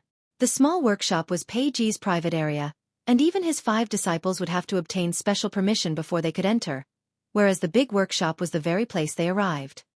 Pei Ji taught his disciples how to build puppets here. Usually, they would practice here as well. The workshop was separated into a considerable number of rooms, and the soundproofing was excellent here. Otherwise, with the constant hammering sounds in the workshop, would the people in other rooms still be capable of thinking in peace? In puppet construction, there is much need for care and attention, from the choice of raw materials to engraving of formation patterns and the filling of true origin stones, Guoxiuwen introduced as they walked. He led Ling Han and Xue Yanyu into a room which was his personal territory. It was a huge place, and there were various materials and tools laid out all around them. I have been building a human-shaped puppet these few days, and have just about reached the final stage. This time, he was finally not riding on the tiger-shaped puppet anymore, though it was still following close at his side. Merely looking at the back, it was really no different from a real tiger, but from the front, its 2 eyes were obviously too fake. 2 red gems had been inlaid in place of the eyes. They were not real eyeballs. He pointed at a human-shaped puppet, an obsessed expression appearing on his face. This puppet was completely wrapped in white bandages, so it was only clear that this was a human-shaped puppet. However, it was indistinguishable what materials it had been built from. The achievement of a puppeteer would be building a puppet that could be passed off as real. As he touched this semi-finished puppet, he looked excited. He continued, "Please feel free to admire it." He cut open the chest of the puppet. It was completely empty inside, and 12 opposing rib bones could be clearly seen. However, they were not white in color, but rather pale gold. The bones have gone through a special process, and were inlaid with a layer of godly metal. Because the raw materials of a puppet have different levels, the levels of the godly metal are also different. In the case of this puppet, it would be sufficient to use level 3 godly metal. Gua Xiaowen continued to explain to Ling Han and Xue Yanyu as he quickly processed the puppet. Look, there are formation patterns engraved on each bone. This is extremely crucial. After all, this is not a living creature, and every part could only be activated by depending on the formation patterns. Furthermore, there needs to be comprehensive consideration. Otherwise, the fist could punch out, but the feet would be retreating, and this is naturally unacceptable. Gua Xiaowen was full of zest, and did not care whether Ling Han and Xue Yanyu understood and were interested. He was merely talking excitedly all by himself. The last step is to insert the true origin stones in order to activate the formation patterns. He brought over a dozen true origin stones, then turned to Xue Yanyu, and said, Miss Xue, would you like to personally insert the true origin stones to activate this puppet? Xue Yanyu shook her head quickly. Though she knew that it was only a tool, with the idea that it was a human, she naturally felt that doing such a thing was very disgusting. Gua Xiaowen laughed, and did not attempt to persuade her any further. Instead, he said, no matter what kind of powerful existence, they would have the end and die, and no matter what kind of beautiful woman, she would have the moment when she would wilt and fade. He stuffed the true origin stones into the stomach of the puppet one by one. Then, he stared at Xue Yanyu, his eyes becoming heated. Miss Xue, you are so beautiful and captivating. With that kind of appearance and that kind of figure, you should be frozen eternally, and should not age. Otherwise, that would be a sin. This is unrelated to Brother Gua, I think, Ling Han interrupted. He, I forgot myself and my manners. Gua Xiaowen quickly apologized as he closed up the chest of the puppet. Naturally, he was not using needle and thread, but rather multiple metal rings which buckled up the chest. Upon a closer look, the other end of the metal rings penetrated into the puppet's spine. Now, please admire. He took a step back, and showed a fanatical expression. Wang, this puppet suddenly snapped its eyes open. Then, it swiftly stood. It seemed to be slightly dazed as it looked around. In that Earth's core cave, once every year or so, a kind of material would seep out. We call it divine mist, and by blending the divine mist into our puppet, an unexpected effect could be induced, such as Gua Xiaowen related from the sidelines. This puppet suddenly focused on Ling Han, its gaze no longer wandering. In the slits between the bandages, its eyes could be seen to exude the light of a fearful wolf. The human-shaped puppet released a low roar, and kicking out its legs, it suddenly charged towards Ling Han. Its burst of speed was extremely swift. One of its hands stretched out, and it was visible that there were 2 fingers that had not been wrapped in bandages. They were like metal, and the tips of its fingers were incredibly sharp as they exuded a cold light. Ling Han was unafraid, and greeted the incoming attack with a punch. Pang! With that exchange of blows, Ling Han involuntarily took a few steps back, while that puppet merely shook slightly, its figure quickly regaining balance. It released another shrill roar, and charged towards Ling Han once more. Strength on the level of the middle stage of high extreme, or even late stage of high extreme of mountain river tier, Ling Han estimated. As the divine patterns of gravity activated, the puppet suddenly stumbled and almost fell. Yet Ling Han frowned as well, feeling very strained. His opponent merely had the strength of the high extreme, yet caused him to feel so strained. Then there was only one reason for that, and that was because it was too heavy. The same effect of gravity, taking effect on a stone and a mountain, would naturally expend completely different amounts of energy. He recalled what Gua Xiaowen had said previously about the frame of the puppet being cast in godly metal.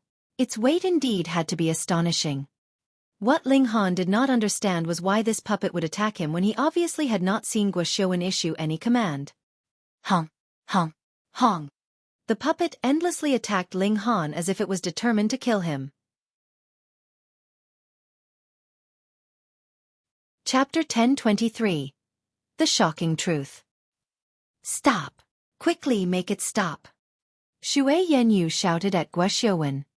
She was not worried about Ling Han's safety. As long as this damn pervert could not be insta-killed, then with his recovery abilities, he was an undying existence. However, who would like being the target of attack for no reason? Xueqi bared his teeth in a grin and replied, Miss Xue, I have not issued any command to attack. It is completely the will of this puppet. How could that be? Xue Yanyu asked in fury. This puppet was built by you, and if it was not by your command, why would it attack? Miss Xue, have you forgotten my earlier words? Xueqi was not the slightest bit angered, and said, a kind of mysterious substance would seep out of the earth's core cave, and blending it into the puppet would produce an extremely amazing effect. Like what? Xue Yanyu calmed down. Ling Han and that puppet were currently engaged in a fierce battle. For the moment, the battle would not be so easily decided. Hence, she was not anxious. Xueqi showed a strange smile and replied, for example, the materials would retain a part of their memories. Xue Yanyu was confused. What did retain a part of their memories mean? What relation did that have with its attacking Ling Han? Yet a thought streaked through Ling Han's head. This puppet could not pose a threat to him. Hence, he was completely capable of multitasking, fighting the puppet on one side whilst listening in on the conversation between Xue Yanyu and Xueqi. Could it be? His eyes turned cold, and he drew out the divine sword, striking fiercely. Shwa, shwa, shwa, shwa.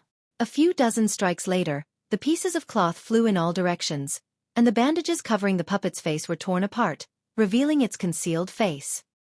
It's... Xue Yanyu's eyes swept over it, and she couldn't help but show an incredibly stunned expression.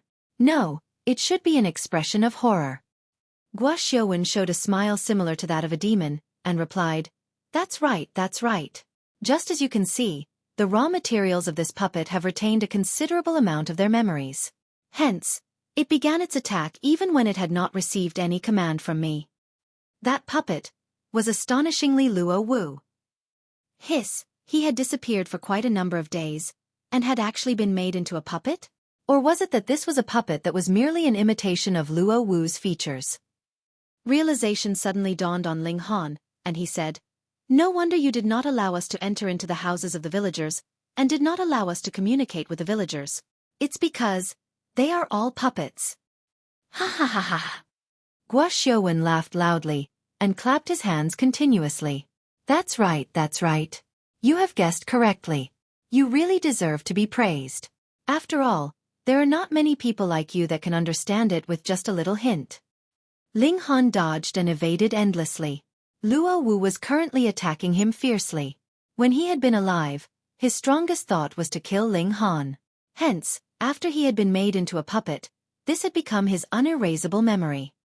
You all are practically deranged. Xue Yanyu rebuket. Now, she was naturally aware that their earlier words were all lies, and they had no intention to prepare a ship for them to leave this island.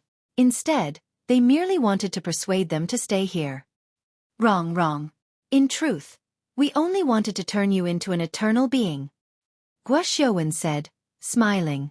Just think, how long would you be able to live? How many people would really be capable of breaking through to the Sun-Moon tier?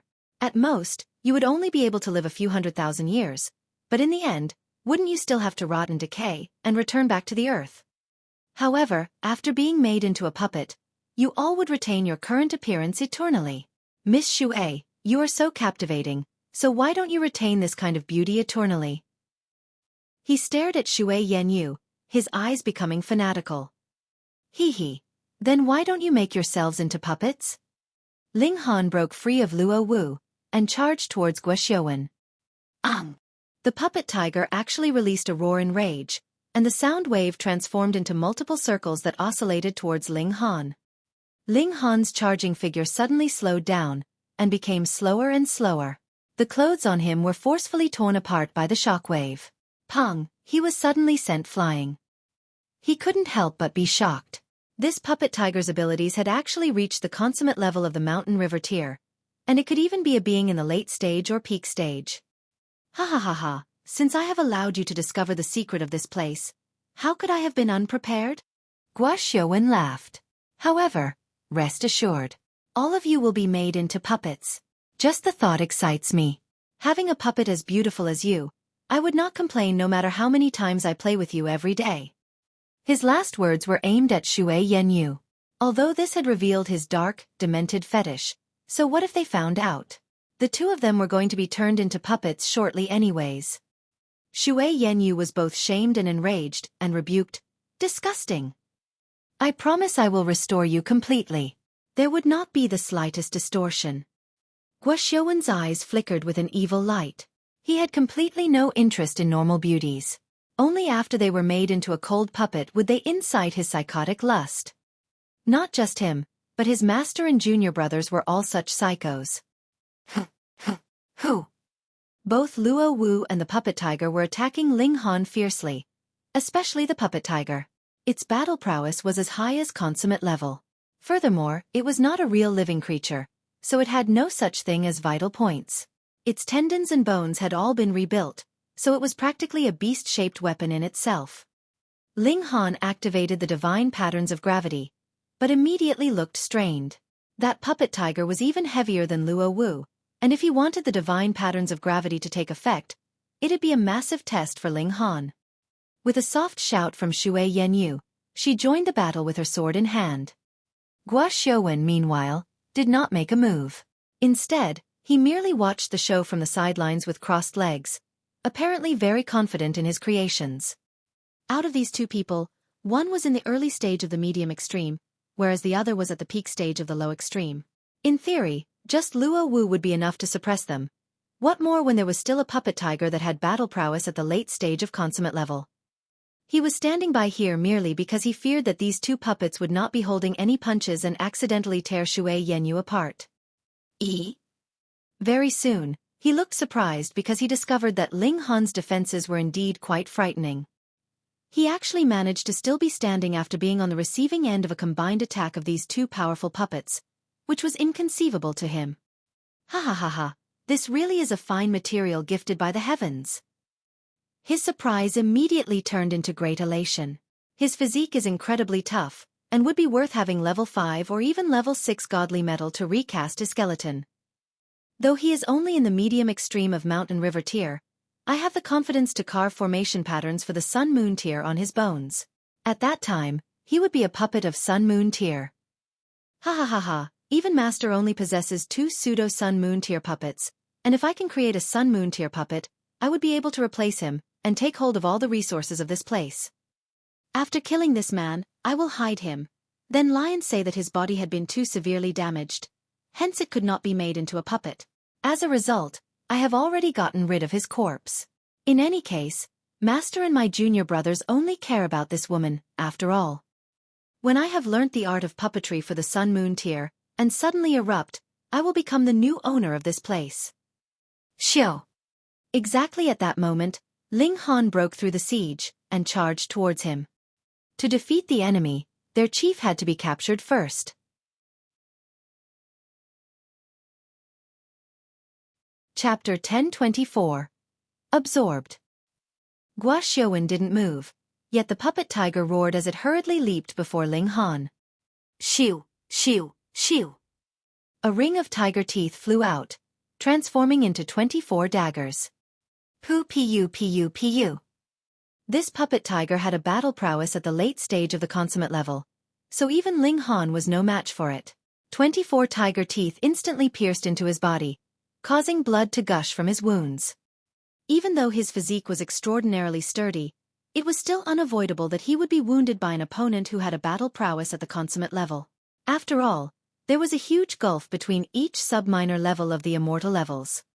The puppet tiger sucked in a powerful breath as it attempted to retrieve the teeth that it had spat out.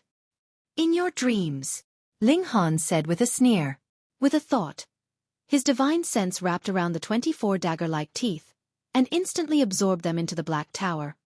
There was no martial intent on the teeth, so it was extremely easy for Ling Han to place them into the Black Tower. What? Guoxiuwen's eyes widened in shock and surprise. How is this possible? The biggest flaw of puppets was that they didn't possess any self-awareness.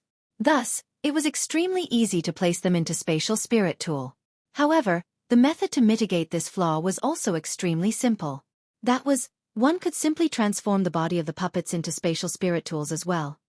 Indeed, only great elites at the Genesis tier could forge Spatial God Tools. But Spatial Spirit Tools?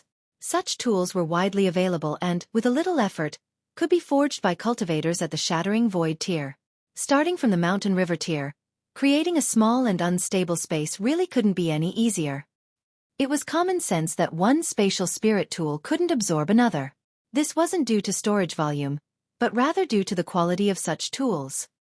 Meanwhile, regardless of whether it was the puppet tiger or the tiger teeth that it had spat out, all of these contained an independent microspace within them. The reason for this was naturally to prevent others from absorbing them into a spatial spirit tool. But now, the 24 tiger teeth had vanished in the air. Xueqi racked his brains in an attempt to make sense of the situation, yet due to his limited cultivation level and knowledge, how could he ever suspect that it was a spatial god tool? Thus, he could only wallow in his shock and disbelief. Ang! The puppet tiger roared angrily, and swiped its paws at Ling Han as it ferociously lunged toward him. Ling Han also came to a sudden realization. It could be said that the Black Tower was a natural nemesis of puppets. As puppets didn't have any will or martial intent, he would be able to absorb them into the Black Tower simply by wrapping his divine sense around them. Haha! This is wonderful. He gazed at the puppet tiger, even clasping his hands behind his back as he did so. His air of arrogance was already soaring through the heavens. Meanwhile, however, his divine sense was already expanding toward the puppet tiger like a net. The speed of the puppet tiger's lunge was incredible, and any other cultivator at the medium extreme would definitely be ripped to shreds before they could even wrap their divine sense around the puppet tiger's body. After all, there was a gulf of 2 minor levels between them. Moreover, even if they were able to wrap the puppet tiger with their divine sense, it was very likely that it would be able to rip through it. However, the strength of Ling Han's divine sense was far above his cultivation level, and it had even more so become tremendously tough after being tempered by the indestructible Heaven's Scroll.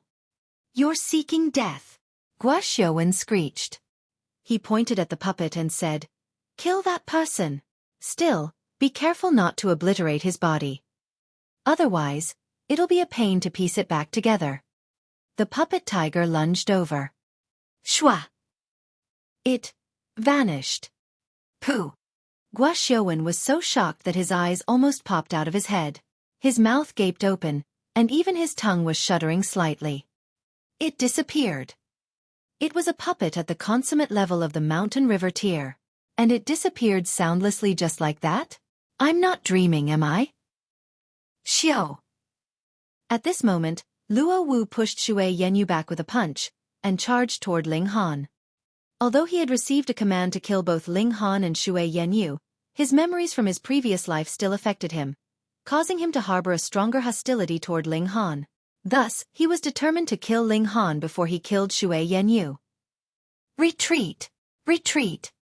Xueqi shouted frantically.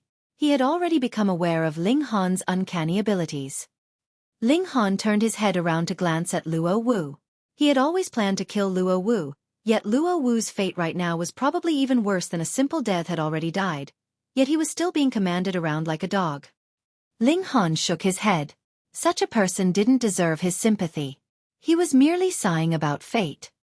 Luo Wu was only a puppet right now, so of course his decision-making couldn't compare to that of a real person. Although Xueqi had issued a command, Luo Wu had already launched an attack. Thus, he would naturally have to complete this attack before retreating. Xiao! Luo Wu also vanished. Ling Han turned around to smile at Xueqi and said, "There's only you and me left now." Xueqi trembled in fright. Generally speaking, alchemists, formation cultivators, and weaponsmiths all had a common flaw. That was, their battle prowess wasn't high. It would be already quite excellent if their battle prowess was equivalent to their cultivation, while it would be almost impossible for them to possess a battle prowess that exceeded their rank. The reason for this was simple. They spent most of their time and effort on areas other than martial arts, so how could they increase their battle prowess? If this were not the case, it would be far too unfair to others. Xueqi was no exception to this trend. However, he was a puppeteer, and he had been protected by 2 puppets just then. Moreover, the puppet tiger had possessed a battle prowess at the consummate level of the Mountain River tier. That being the case, what did it matter whether his own battle prowess was powerful or not? The puppets were the root of his confidence. Now, however, both of his puppets had vanished mysteriously and without as much as a peep. This baffled him, and also terrified him. In addition, his cultivation level was only at the late stage of the medium extreme, so he truly didn't have any confidence in his own battle prowess. More importantly, the soundproofing ability of this room was far too good. No one would hear his cries for help even if he screamed at the top of his lungs. His only hope was to escape from this place. I'll make a run for it.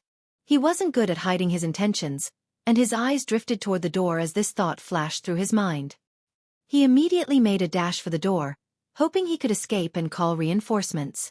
Now that it had come to this, his initial thoughts of hiding Ling Han and refining him into a puppet of the Sun Moon tier had naturally disappeared as well. He would consider these matters after escaping from here. To his surprise, Ling Han didn't pursue him. Excellent! He exclaimed in his mind.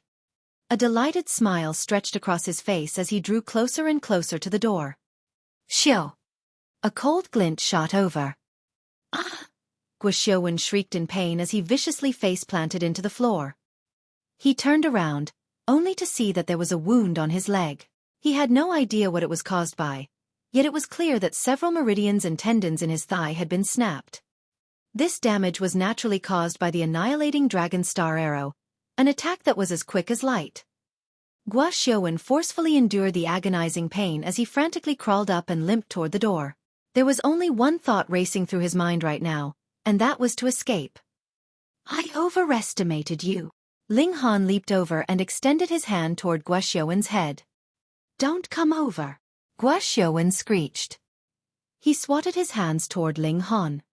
His battle prowess was only in fact, it was slightly lower than his cultivation level. Ling Han shook his head. Xueqi's counterattacks and struggles were completely useless in the face of his overwhelming power, and he was able to capture him with a single move. Come, tell me about your legless master. He hadn't planned to become enemies with Pei Ji before. However, it was inevitable that they would end up battling each other now that Pei Ji's disciple had already revealed his true nature. Thus, Ling Han had to seize this opportunity to learn about his opponent's abilities. Chapter 1025. Aura of the Demon Master. Why you can't kill me? Otherwise, my master will never forgive you. Xueqi said shakily. Ling Han shook his head and said, I thought that someone as freakish and ruthless as you would also be ruthless toward themselves. How are you so cowardly? Ling Han threw Luo Wu's corpse aside. It was genuinely a corpse now as the true origin stones inside had already been extracted and the formations carved into it destroyed. Apart from its bones being relatively sturdy, this corpse had little difference from other ordinary corpses. You created this puppet, am I correct? Ling Han pointed at the corpse and continued, You were ruthless enough to dig the organs out from others, yet you're afraid of suffering a similar fate? Xueqi shuddered in fright and frantically explained, It's different. That's only a piece of raw material, not a human. Ling Han was slightly astonished. Xueqi's outlook on life was already completely twisted. He was clearly a coward, yet he was somehow able to commit such disgusting atrocities. Ling Han slapped him across the face and said, I don't want to read your disgusting memory, so answer my questions. Xueqi walked over and placed her sword on Xueqi's neck. What's the point of speaking with such people? They're better off dead. No. Xueqi was extremely terrified. Don't kill me, don't kill me. I'll tell you everything that you want to know. Please don't kill me. The sound of pissing could be heard as Xueqi shrieked in terror. He had wet himself in fright. Xueqi hurriedly pinched her nose as she retreated into the distance. Ling Han also wanted to give him a good hard kick. There truly weren't many people who were as cowardly as him. Tell me everything you know, he said coldly. Xueqi nodded vigorously and said, As you wish, as you wish. I'll speak, I'll tell you everything. He started to tell a story. He had already become Pei Ji's disciple over 30,000 years ago. At that time, he was only 6 or 7 years old. Perhaps he was 2 years older than that, or perhaps he was 2 years younger than that. It was too long ago, so his memory of that time had already become hazy. In these 30,000 years, he had learned martial arts and puppet making from Pei Ji. During that time, Pei Ji had also taken in 4 more disciples. Xueqi had initially been unaware of how he had become Peiji's disciple, yet he saw a shadow of himself on his 4 junior brothers' bodies. Although this island was isolated, the sea was no stranger to all kinds of unforeseen circumstances. There were tsunamis and there were pirates, and in the decades and centuries that passed, people would occasionally drift over to this island. However, none of them could escape the fate of being refined into a puppet by Peiji. Sometimes, there were children among those who arrived, and Peiji would choose a few talented ones to become his disciples. If he later discovered that there was no value in raising them, he would kill them without mercy. Thus, Xueqi deduced that he himself was also the descendant of someone who had drifted here. His parents had been killed by Peiji, yet due to his relatively good talent, he was spared by Peiji and even taken in as a disciple. He had been too young at that time, so he was unable to remember any of these events. Or perhaps he had been traumatized so much that these memories were suppressed in some hidden corner of his brain. However, even if he knew the truth, he still didn't dare develop any shred of hatred toward Peiji. After all, Peiji had 2 pseudo-Sun Moon tier puppets. Even if he and the other 4 disciples were to team up, they would still be easily insta-killed by these 2 puppets. Peiji was an outstanding puppeteer, yet it seemed like he had experienced some dramatic event that made him uninterested in developing his talents. Instead, he chose to become a tyrant on this island, someone who brought nightmares to those who drifted to this place. As for Peiji's background and history, Xueqi knew absolutely nothing. He merely knew that the colossal pit was extremely mysterious. A peculiar mist-like matter would drift out from it every year, and if it was fused into a puppet's body, it would cause the puppet to become much stronger than before. Moreover, creating a puppet usually took several months, yet with the help of the divine mist, this time would be compressed into a mere few days. Divine mist? Ling Han's interest was piqued, and he said, "Where is it? Show me." Xueqi trembled nervously as he crawled up and opened a drawer. He retrieved a jade vial and said, "The divine mist is enclosed in here." He lowered his head to hide the viciousness that was flashing across his eyes. This divine mist was extremely helpful in creating puppets, but it would corrode one's divine sense if they were to directly inhale it. It would transform one into a puppet-like tool whose only aim was to kill. The only difference was that they wouldn't listen to commands. Once he dealt with Ling Han, Xueqi wouldn't be afraid of the remaining woman in the least. Ling Han accepted the vial, but didn't immediately open it up. Instead, he tossed Xueqi into the Black Tower, and then entered with Xueqi. He was about to examine an unknown substance, so it was naturally the safest to do so in the Black Tower. Small tower. Can you determine what this is? Ling Han tossed the jade vial into the air. Pa! With a thought, the jade vial instantly exploded into pieces. A wisp of black mist instantly streaked into the air and shifted into all kinds of forms. It transformed into the shape of a beast, then a bird, and then a human who had a single horn on their head and a tail extending from their rear. Small Tower appeared, and exclaimed in unison with Ling Han, "Demonic Qi!" This was definitely demonic Qi. Ling Han had seen this substance in the lower realm before. Although there was only a wisp of it, it was far more powerful than the aura of the Azura Demon Emperor. That's right. A thought flashed through Ling Han's mind, and the Azura Demon Emperor was immediately brought before him.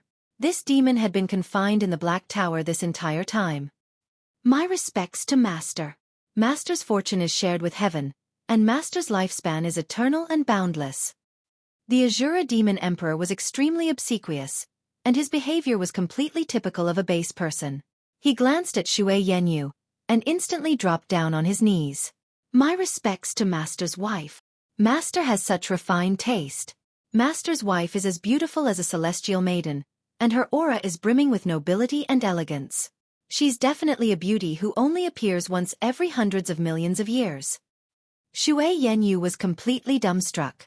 How can there be such an obsequious person? Does he have no face? Ling Han humphed and said, Enough with the nonsense. Hurry up and check this demonic Qi out. Tell me about its origin. As you wish, as you wish. The Azura Demon Emperor hurriedly nodded and bowed before turning his gaze to the wisp of demonic Qi. His smoke-like body involuntarily quaked, and he stuttered, This is a wisp of demonic Qi from a demon master. Demon master? Ling Han glared at him and said, Explain more clearly. The Azura Demon Emperor was completely void of any temper now, and he immediately started to nod and bow again. In the immortal realm, those who have reached the Genesis tier are referred to as saints. In the Netherworld, however, those who have reached the Genesis tier are referred to as demon masters. Xue Yanyu was astonished by the sight of the Azura Demon Emperor, and she interjected, "This is a demon from the Netherworld?" "This lowly demon is indeed from the Netherworld." As expected, the eyes of Master's wife radiate with a brilliance that sees through all of my thoughts. The Azura Demon Emperor flattered Xue Yanyu relentlessly. Ling Han was astounded by the revelation. This wisp of aura was left by a demon master whose rank is equivalent to the Genesis tier. Hang on. Wasn't there a suppressed passageway in the flame cave of the Heavenly Sea Mystery Realm?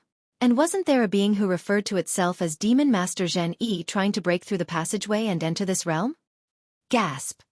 He had actually quarreled with a great elite at the Genesis tier. The beauty of Master's wife is like the sun in the sky that blinds one with its dazzling radiance. The aura of Master's wife is like the brilliant moon whose chastity makes one drop their head in shame. The Azura Demon Emperor knew no shame as he continued to praise and flatter Xue Yanyu. However, at some point in time, he suddenly lunged toward the wisp of demonic qi in the air. Ha ha ha ha. Once I fuse with this wisp of demonic qi, my power will soar rapidly, and I'll recover a battle prowess of the Mountain River tier. Killing you two will be as easy as slaughtering defenseless chickens. The Azura Demon Emperor laughed excitedly as it neared the wisp of demonic qi. Chapter 1026. Completely Subjugated. The Azura Demon Emperor was a coward who was extremely afraid of death. In order to stay alive, he had even kneeled down to lick the feet of Ling Han, who had only been at the heaven tier at that time. However, as the saying went, a great being knew when to yield and when not to yield. The Azura Demon Emperor had yielded for so long because he was waiting for a chance to rise up. And now, his chance had finally come. His battle prowess had fallen dramatically after he traveled through the barrier between the two realms and forcefully entered the small world.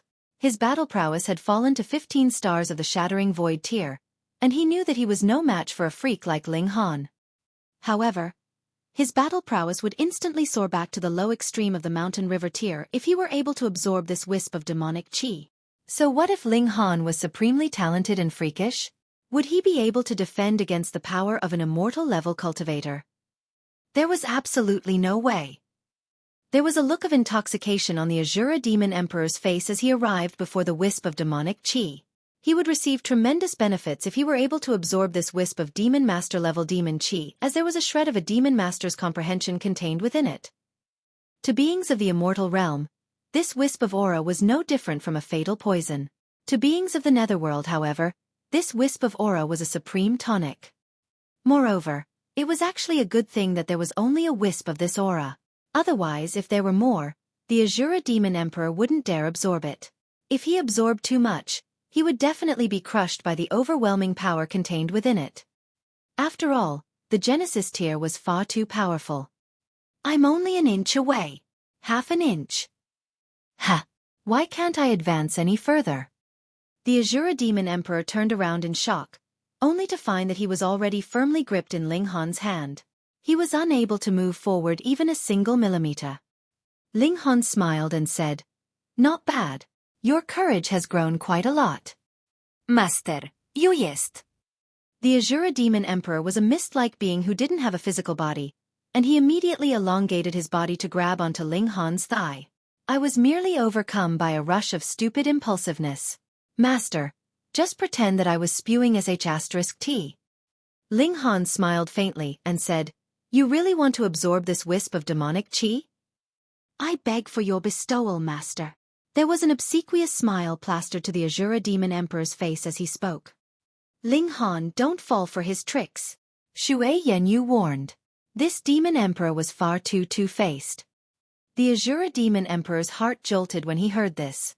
Ling Han seemed like he were about to grant his wish, yet Xue Yanyu's warning would potentially change his mind. "Fine, I'll bestow this demonic qi unto you," Ling Han said with a smile. The demonic qi was merely a poisonous substance to him, so it held little value. He released his grip on the Azura Demon Emperor. The Azura Demon Emperor was overcome with exuberance, and he immediately opened his mouth and swallowed the wisp of demonic chi. Boom! His body expanded like a balloon, yet he quickly shrunk back down again, returning to his normal size. He didn't appear any different, yet they could clearly sense that the Azura Demon Emperor's aura was rising rapidly. He broke through to the immortal level in the blink of an eye, releasing a vast and profound aura. Peak stage of the low extreme of the mountain river tier. Ha ha ha ha! The Azura Demon Emperor immediately started to roar with laughter. There was a smug look on his face and he said, Ling Han, oh Ling Han, you truly are stupid beyond belief. You actually allowed me to regain my strength. Today, I'll show you what immortal level power truly looks like. Xue Yanyu was transfixed with astonishment. She wasn't astonished by the Azura Demon Emperor's power, but rather by the shamelessness that he displayed. His attitude toward them had flipped faster than one could flip the page of a book. He had still been calling them master and master's wife just a moment ago, yet he was suddenly so arrogant and smug right now. Did he know no shame? Ling Han smiled calmly and said, Your strength has recovered to the peak stage of the low extreme of the mountain river tier? Ha! How do you know? The Azura Demon Emperor was slightly surprised. It was only normal that Ling Han knew that he had reached the immortal level. However, him being able to determine his cultivation level appeared extremely uncanny. An ominous feeling welled up in his heart. Ling Han sighed and said, Little Azura, how many years have you been in here for? You have no right to refer to me as Little Azura. I'm the Azura Demon Emperor. The Azura Demon Emperor replied angrily. He had only bowed down to Ling Han because great beings all knew when to yield and when not to yield. Did they think that he was truly shameless and cowardly? Of course he wasn't. Ling Han continued. You've been in here for so long that you've already turned stupid. Did you really believe that my strength wouldn't advance after so many years? Why you? The Azura Demon Emperor's expression changed drastically upon hearing this. This brat was a freak who couldn't be underestimated. Ling Han smiled faintly and unleashed his aura. An aura that was far more powerful than the Azura Demon Emperor's aura instantly swept through the air. Master! The Azura Demon Emperor immediately threw himself to Ling Han's feet and grabbed onto his leg. He nudged his head against Ling Han's leg and said, This underling missed you immensely. Not seeing you for one day felt like being apart for 3 full years. Xue Yanyu grimaced in speechlessness. Weren't you pretty aggressive just then? Ling Han asked casually. I was experiencing a bout of schizophrenia just then. The Azura Demon Emperor suddenly became serious and said, I'm sure you're aware of it, Master, but when someone is locked up for too long, they'll slowly go insane and even develop personality disorders. That was exactly what happened to me. However, please be at ease, Master. This underling has already destroyed the other personalities. From now on, this underling will be your most loyal dog. If you tell me to walk east, I definitely won't walk west. Ling Han gazed at him and said, I've already given you 2 chances. If the Azura Demon Emperor could sweat, he would definitely be drenched in cold sweat right now. Anyhow, he still wiped his forehead out of habit. After all, he had resided in a human's body for a long time, and was already accustomed to such an action. Rest assured, Master, I definitely won't disobey you for a 3rd time, the Azura Demon Emperor vowed. This time, he had genuinely been terrified by Ling Han. Only a few years had passed, yet Ling Han had already advanced into the immortal level from the heaven tier. Moreover, he had done more than just advance into the mountain river tier, had already reached the medium extreme of the mountain river tier. If he continued at this rate, he would be able to reach the Genesis tier in a few thousand years, or perhaps only a few centuries. There would be no harm in following such a master. In fact, there would instead be an abundance of opportunities. The Azura Demon Emperor definitely had a pragmatic personality. He instantly came to a decision in his mind, was willing to be an underling, an obedient dog, as long as Ling Han could maintain his rate of growth. He knew that even if he were a dog, he would still be an extremely noble and powerful dog. Even those that were several times more powerful than him would have to show him utmost respect. Ling Han nodded and said, This is your last chance. There will be no 3rd time. Thank you for your kindness, Master. Thank you for your kindness. The Azura Demon Emperor was overcome with delight. Ling Han planned to completely subjugate the Azura Demon Emperor, as the unique attributes that he possessed were actually quite useful. For example, he could enter and control the body of a puppet. I'll hand this puppet to you. Enter its body, and fight for me in the future. Ling Han retrieved the puppet tiger. The Azura Demon Emperor didn't care in the least whether he entered the body of a human or the body of a dog. He immediately heeded Ling Han's command and entered the puppet tiger. The puppet tiger instantly started to move. Master, this puppet is at the consummate level," he exclaimed in excitement. One had to realize that, at his peak, he only had a cultivation level at the medium extreme. He was still a long way off from reaching the consummate level. Are you not satisfied? I'm satisfied. Very satisfied. As satisfied can be. The Azura Demon Emperor was shaking with excitement. Ling Han nodded and said, "As long as you remain honest and do my bidding, I can even give you puppets at the Sun Moon tier and Heavenly Body tier in the future. In fact, finding Genesis tier demonic chi for you to absorb isn't out of the question, either." Master, you're too kind. I'm willing to be your dog and slave. The Azura Demon Emperor drifted out of the puppet tiger and latched onto Ling Han's leg again. This time, he didn't dare to oppose Ling Han even though he had received a powerful puppet that was at the consummate level of the Mountain River tier.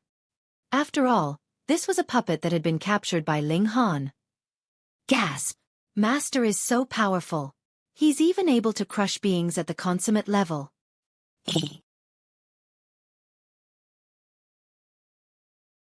Chapter 1027. Abhorrent Practices. Ling Han grabbed Xueqi. He was still unconscious after being knocked out by Ling Han's 7-kill subduing soul technique previously. This secret technique was naturally more deadly to those of a lower cultivation level. In fact, cultivators at the low extreme could be easily killed by it. Xueqi's eyes shot open as he was slapped awake. However, he was completely stupefied by what he saw. Where is this? How long was I unconscious for us to have reached some unfamiliar place so far away from the island? Why were you? He was almost scared to death upon seeing Ling Han as the latter was completely unharmed. Did he not open the jade vial? No. I can clearly see the fragments of the jade vial in the distance, so he definitely opened it. Are you disappointed? Ling Han asked with a smile. Tell me, why should I not kill you? I'm also a victim. I was forced into doing this. Xueqi said in a shaky voice. He pushed all of the blame onto Pei Ji. Ling Han shook his head and said, "Perhaps you were forced to in the beginning. However, I don't see a shred of remorse in your eyes right now. You're no different from Pei Ji anymore. Little Azura, kill him." The Azura Demon Emperor immediately entered the puppet tiger and raised its tiger head, and said, "As you command, Master." Xueqi was both shocked and confused. This puppet tiger had been created by him, and he had also used it as his steed for a long time. It could be said that he knew it through and through. However, this puppet tiger actually opened its mouth to speak just then. This almost frightened him to death. Ever since he remembered, he had never set foot outside this island, so it was only normal that he wasn't aware of the matters regarding the netherworld. As such, he found this situation completely unfathomable. You're also a puppeteer. He was convinced that he had figured out the truth. Ling Han was definitely a puppeteer who was numerous times more skilled than him, thus allowing him to easily capture his puppet and even give it the ability to speak. His supreme skills made the puppet tiger extremely lively, as if it were truly sentient and intelligent. The Azura Demon Emperor leaped over and snapped its jaws shut, crushing Xueqi's neck with a single bite. Xueqi's divine sense was also obliterated by this overwhelming attack, and the life drained from him in the blink of an eye. "Stay by my side and don't attack without my command," Ling Han said. The Azura Demon Emperor was overcome with joy. "Is Master planning to let me out? I'm so touched." Ling Han waved his hand, and the 2 people and 1 tiger immediately appeared in the workshop. "This is the immortal realm," the Azura Demon Emperor said in astonishment.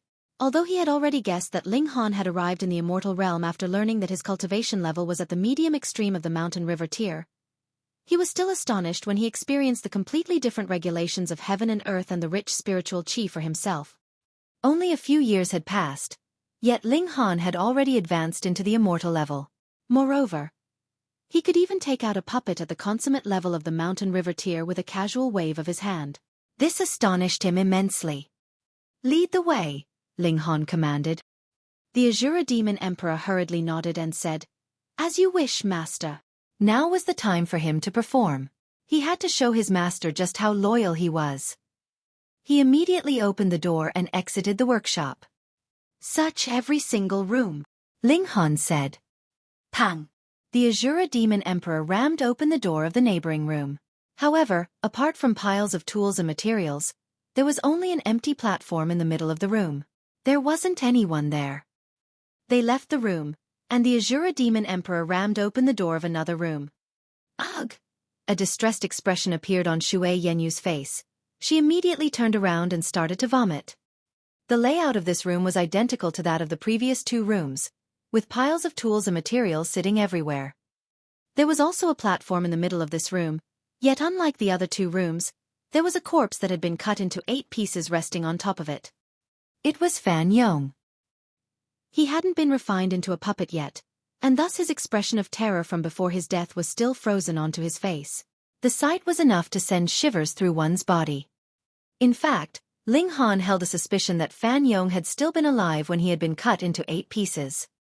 How could one not be petrified as they watched their body being dissected, their organs being dug out, and their blood flowing out drop by drop? It was no surprise that the expression on his face was so twisted. "This bunch of monsters," Xue Yenyu said angrily. Ling Han unleashed his divine patterns of flame and burned Fan Yong's corpse into ashes. Although there was strong animosity between them, Fan Yong's crimes also disappeared along with his death. "Next room." The Azura Demon Emperor obediently led the way. He knew that his master was in an extremely bad mood right now, with even his tone being icy cold as if it had seeped out from an ice cave. Meanwhile, he found these sights to be extremely normal and unsurprising. Wasn't it just a dismembered corpse? The netherworld had tons of things that were hundreds or even thousands of times crueler and bloodier than this. Pang. He rammed his way into the 4th room. There was a living person. How did you people enter? Isn't this senior brother's puppet tiger? Why is it with you guys? The person in the room was Tong Yulong, and he was currently busy with making his puppet. He had only turned around because he had heard a disturbance. A female body that was being processed lay on the platform that was already painted red with blood. Her slender legs and arms had already been severed from her torso, and her abdomen had also been sliced open. Tong Yulong was in the process of digging out her organs. This female was none other than Lu Ying. To their surprise, she still hadn't drawn her last breath yet. Her eyes slowly focused on Ling Han, and her lips trembled a little. However, she was unable to make a single sound. This didn't matter though, as Ling Han could guess what she wanted to say: kill the monsters on this island. Also, kill her and free her from this world of pain. "Kill him," Ling Han commanded coldly. The Azura Demon Emperor immediately lunged toward Tong Yulong. "Roar!" A puppet wolf appeared and blocked the Azura Demon Emperor's advance. This puppet was also at the consummate level of the mountain river tier, meaning that its battle prowess was no lower than that of the Azura Demon Emperor. Ling Han took a few steps forward and cast his divine sense out like a net. Xiao. The puppet wolf instantly disappeared from the room. Pooh. Like Gua Xiaowen from before, Tong Yulong's eyes also bulged out in shock, his tongue hanging out in disbelief. Meanwhile, the Azura Demon Emperor had already arrived before him and swatted his paw over. Pa! His head was obliterated, and the headless corpse crashed to the ground with a loud thud. Ling Han swung his sword and destroyed the remnants of Lu Ying's life force. Lu Ying gave him a grateful look as she shut her eyes one final time. Then, Ling Han waved his hand and burned Lu Ying's corpse to ashes. They entered the 5th room and discovered another victim. Yang Diecheng. This sturdy man had also been dismembered, with each of his limbs immersed in some sort of silver liquid. Unlike Lu Ying, however, his life force had already completely vanished. He had already been dead for quite some time. He had most likely been dismembered sometime today, as Ling Han had still seen him in the morning. Ling Han only had killing intent for Luo Wu and Fan Yong, and he didn't have any good impression of Lu Ying, either. After all, she had come here to kill him. However, he harbored great respect for Yang Taiching as the latter could push his emotions aside and firmly follow his principles. There were few people who could do this. Moreover, they had battled side by side before, and he had even entrusted his back to Yang Taiching at one time. Rest in peace, Brother Yang. I'll definitely slay those monsters to appease your spirit, Ling Han said solemnly. Then he turned around and said, let's return to our residence. Perhaps we can still save the others.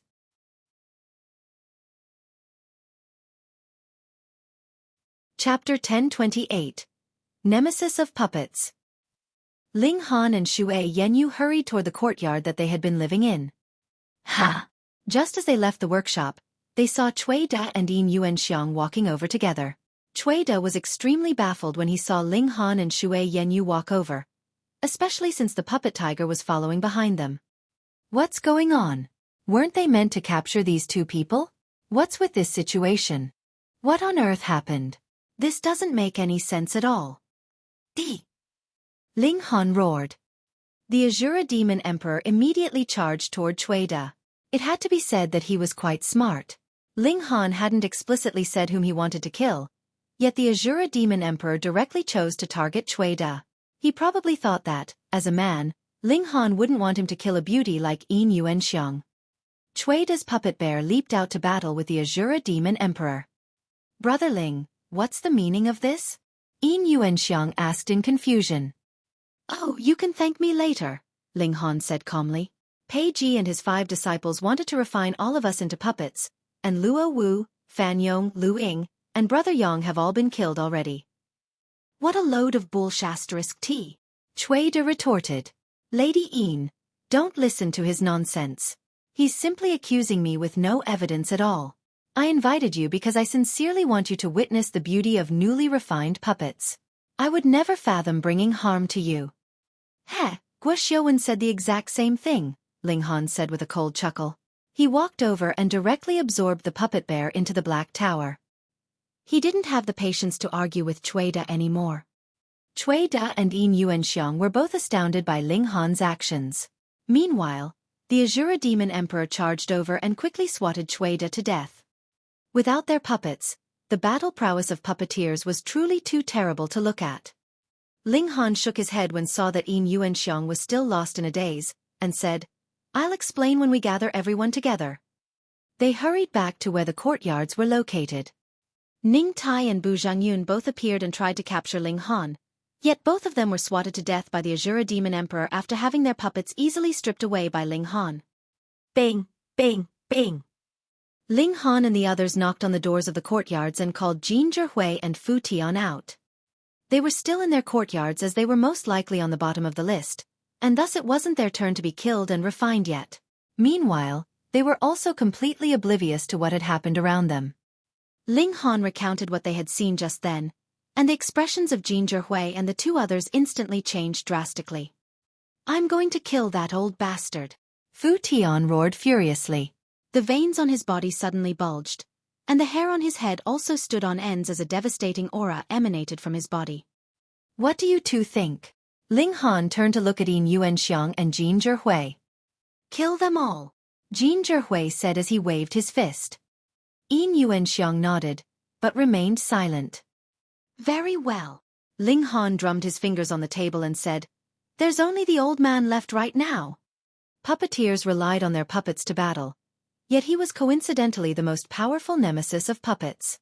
Moreover, the Azura Demon Emperor could enter and control any puppet. Thus, they would be able to turn their enemies' weapons into their weapons. So, even if Pei Ji owned 2 pseudo-Sun Moon tier puppets, and even if he was an elite at the consummate level of the Mountain River tier himself, Ling Han was still completely unafraid of him. Instead, he was brimming with confidence. The group of 5 set out together and started to search for Pei Ji. However, they looked around for a long time, but were still unable to find him. There's still a small workshop. Pei Ji is definitely in there. Ling Han recalled Guo Xiuwen's words, and started to head toward the small workshop. This was genuinely a small workshop. It was 9 meters by 9 meters, and its door was securely shut. Fu Tian took a deep breath before ferociously charging toward the door. Pang! He slammed into the door like a powerful meteor. The door instantly shuddered and crashed to the ground. Meanwhile, Fu Tian was also pushed back. However, he simply shook his head and quickly recovered his best condition immediately. The door sent puffs of dust billowing through the air as it crashed down, and they could vaguely see Pei Ji resting in the embrace of a woman in the room. There was a look of intoxication and gentleness in his eyes as he caressed the face and breast of the woman. However, the female was clearly a puppet. Although her body was extremely lifelike, there were two black and lifeless gems where her eyes should have been. Since you've arrived here, it means that my disciples are all dead. Pei Ji wasn't flustered, and had the female puppet turn him around to face Ling Han and the others. A look of contempt flashed across his face, and he scolded, "What a bunch of useless trash! Old bastard, I'm going to murder you." Fu Tian was the first to charge over, yet the female puppet merely extended an arm toward him. It seemed as if the sky were about to collapse, and it appeared as if the hand could expand without limit. Pa! The palm struck down, and Fu Tian was instantly sent flying. Blood spurted through the air as he collapsed to the ground and fainted. He didn't die after facing that attack? Pei Ji was clearly a little surprised, and said, "I underestimated you people. No wonder you were able to kill all of my disciples. However, since you've come here, don't dream of leaving alive." He whistled loudly, and a middle-aged man instantly walked out from some dark corner. He was also a puppet. However, the appearance of this puppet was quite harrowing, as there were sabers and swords sticking out from all over its body, making it look like an echidna. "Kill them," Pei Ji commanded coldly. He then turned around and buried his head into the female puppet's chest, gnawing at it greedily. "Freak," Jin Zhehui said with a grimace. Was this old man a fucking necrophile? Pei Ji was still lost in lust, yet he suddenly noticed that something was off. Why was it suddenly so quiet? He turned around, and he almost wet himself in shock. It disappeared. The middle-aged male puppet had vanished. It wasn't in the sky, nor was it on the ground. Where the fuck had it gone? One had to realize that it was a pseudo-sun moon tier puppet. It was just as powerful as the puppet that he was embracing. The Azura Demon Emperor charged over and roared, "Die!" He had grown quite a bit, and he knew whom to attack even without Ling Han's command as the Emperor of Obsequiousness. His ability to read the mood was naturally top-notch. The female puppet struck her palm toward the Azura Demon Emperor. Pang! The Azura Demon Emperor was instantly sent flying, and even his tiger head had been twisted at an unnatural angle by the force of the strike. The gulf between their battle prowess was far too huge. The female puppet was at the pseudo-sun moon tier, while the puppet tiger was merely at the late stage of the consummate level. "Use this one." Ling Han casually waved his hand, retrieving the middle-aged male puppet and tossing it toward the Azura Demon Emperor. "Thank you, Master." The Azura Demon Emperor instantly transformed into a burst of demonic chi and entered the middle-aged male puppet's body. Such a powerful feeling. He waved his arms around with a smile and said, "Using a humanoid body sure is easier." What kind of monstrosity is this? Pei Ji was stunned by the sight of the Azura Demon Emperor. He had handcrafted this puppet, so how was it captured by that person so easily? And why could it be controlled so easily? "You're a monstrosity. Eat your uncle's attack."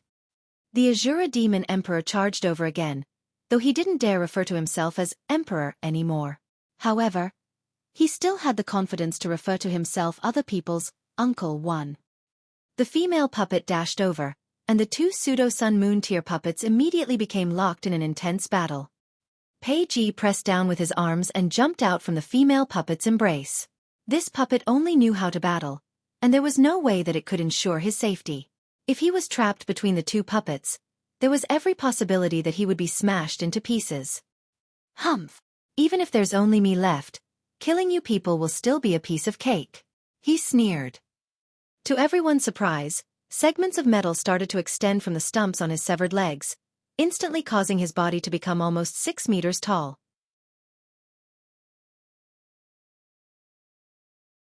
Chapter 1029. Scared Away. Pei Ji appeared extremely strange right now. He was still a normal person down to his thighs, yet from there on downward, his legs looked like the roots of some old tree. It was a complex entanglement of metal rods, and they lifted him up to become something like a giant. Ha ha ha ha. Watch how this old man annihilates you all. Like a gigantic centipede, the countless metal rods started to move and carry him toward Ling Han and the others. Everyone hurriedly dispersed to avoid being knocked over by Pei Ji's strike. Shoo, shoo, shoo. Ling Han unleashed his annihilating Dragon Star arrow and fired several volleys of Origin Power arrows. Some of these Origin Power arrows were silver-white, some were crimson-red, and some were earthen-yellow. The silver-white arrows were ordinary Origin Power arrows, while the crimson-red ones were imbued with the divine patterns of flame, and the earthen-yellow ones were imbued with the divine patterns of gravity. Pei Ji didn't dare face these arrows head-on, so he raised his leg and formed a dense net before his body that was surprisingly able to block the Origin Power arrows.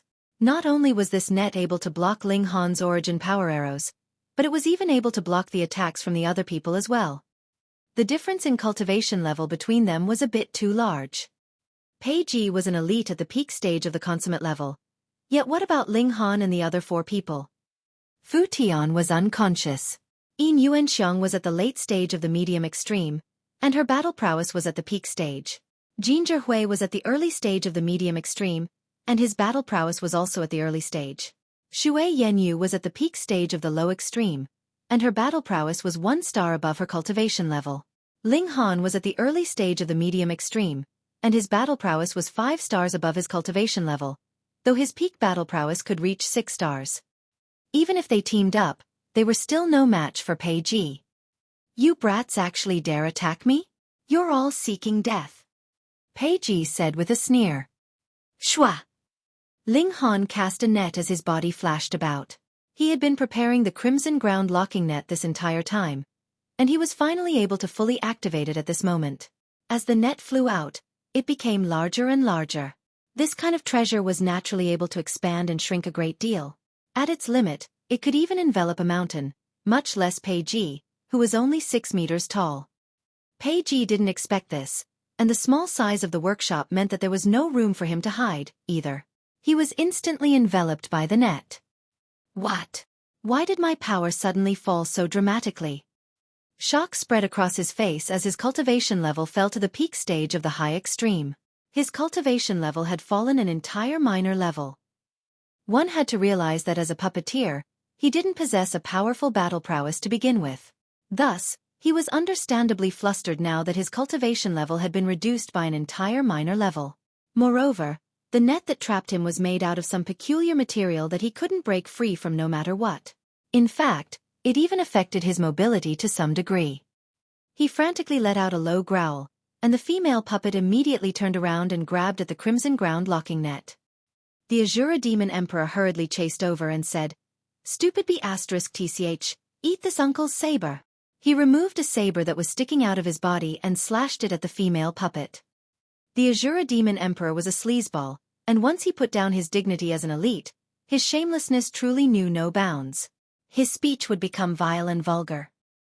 The female puppet simply pushed a palm backward, while her other hand latched onto the Crimson Ground locking net and forcefully pulled it up. She was at the pseudo-sun moon tier, and the overwhelming strength that she possessed allowed her to lift a large portion of the net up. Meanwhile, the Azura Demon Emperor's saber slashed into her palm with a deafening clang. Everyone felt as if their eardrums were about to burst, and they were unable to hear anything else.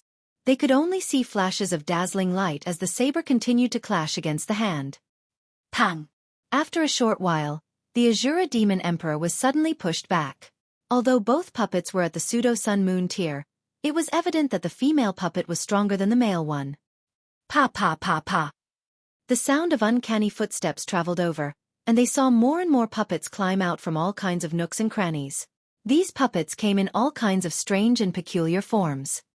Pei Ji pointed through the net and said, "Ha ha ha, kill all of those people for me." There was a strong killing intent on his face, and it was clear that he was infuriated with being forced into such a sorry state. There were hundreds of these puppets already, and still more were surging out from all over the room. According to Xueqi, he had lived on this island for around 30,000 years. With this in mind, Pei Ji had definitely lived here even longer than that. With so much time at his disposal, how many puppets had he managed to create? These puppets could completely be viewed as an army. Although they were lacking in intelligence, they had many other advantages. They had no weak points, no sense of pain, and no fear of death. At this moment, Fu Tian also regained his consciousness, though his battle prowess had fallen dramatically due to his severe injuries. Everyone was shaking with apprehension. There were so many puppets that it was possible that they could drown them to death. Ling Han roared and charged toward the puppets. Shoo, shoo, shoo, shoo. Once he broke away from the others, he naturally became the main target of the puppets. Countless attacks streaked toward him. There were slashes from claws, explosions from sound waves, and bullets of black light. Ling Han advanced fearlessly.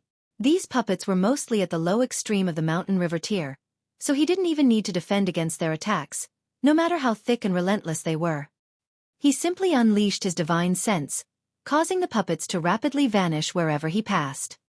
The nemesis of puppets had come. His target was the female puppet, as the Azura Demon Emperor would be freed once he captured her.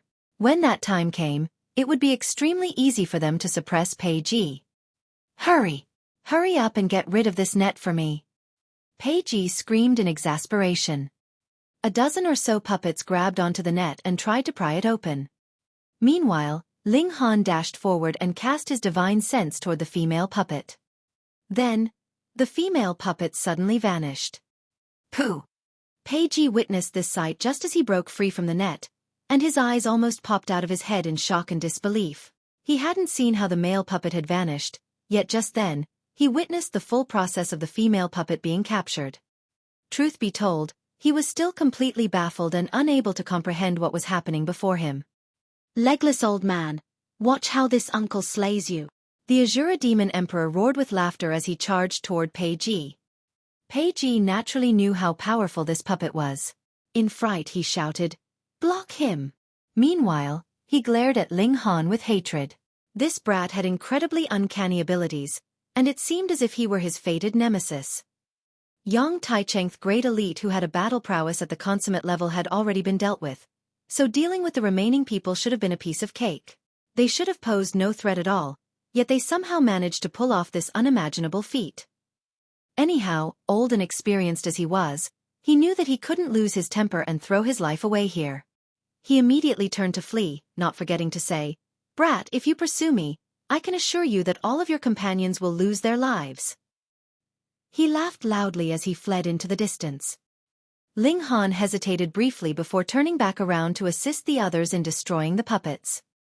Although there was a tremendous number of puppets here, the castaways had the Azura Demon Emperor, who was extremely powerful, as well as Ling Han, who was the nemesis of puppets.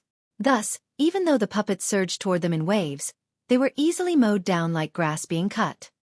After about 30 minutes, the puppets finally stopped appearing, their numbers decreasing with each puppet that was killed.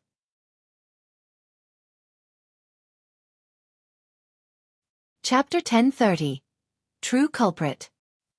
With Ling Han the puppet nemesis present, and with the protection of the Azura Demon Emperor, who was an elite at the pseudo-sun moon tier, they were finally able to exterminate all of the puppets. Yuanxiang, Fu Tian, and Jin Zhihui all sighed with emotion. Were it not for Ling Han, it was very likely that they would have all died here. Regardless of how powerful or freakish they were, how could they defeat a puppet at the pseudo-sun moon tier by themselves? Yuanxiang was a prime example of this. At the mention of Yuanxiang, everyone sighed in sympathy. He was someone who could stick by his principles no matter the situation. In the world of today, such a quality was truly rare and invaluable. With the battle over and done with, Fu Tian started to treat his wounds. He had gritted his teeth and participated in the battle just then, as he hadn't wanted to be a burden on everyone else. He had an extremely competitive and proud personality. "Master, should we pursue that legless old man?" the Azura Demon Emperor asked. Ling Han pondered for a moment before shaking his head, and said, "Forget about it. He's the ruler of this island, and he's been here for tens of thousands of years as well. He definitely won't let us find him. But if we don't dispose of him, he'll continue to commit abhorrent crimes." Xueqi said.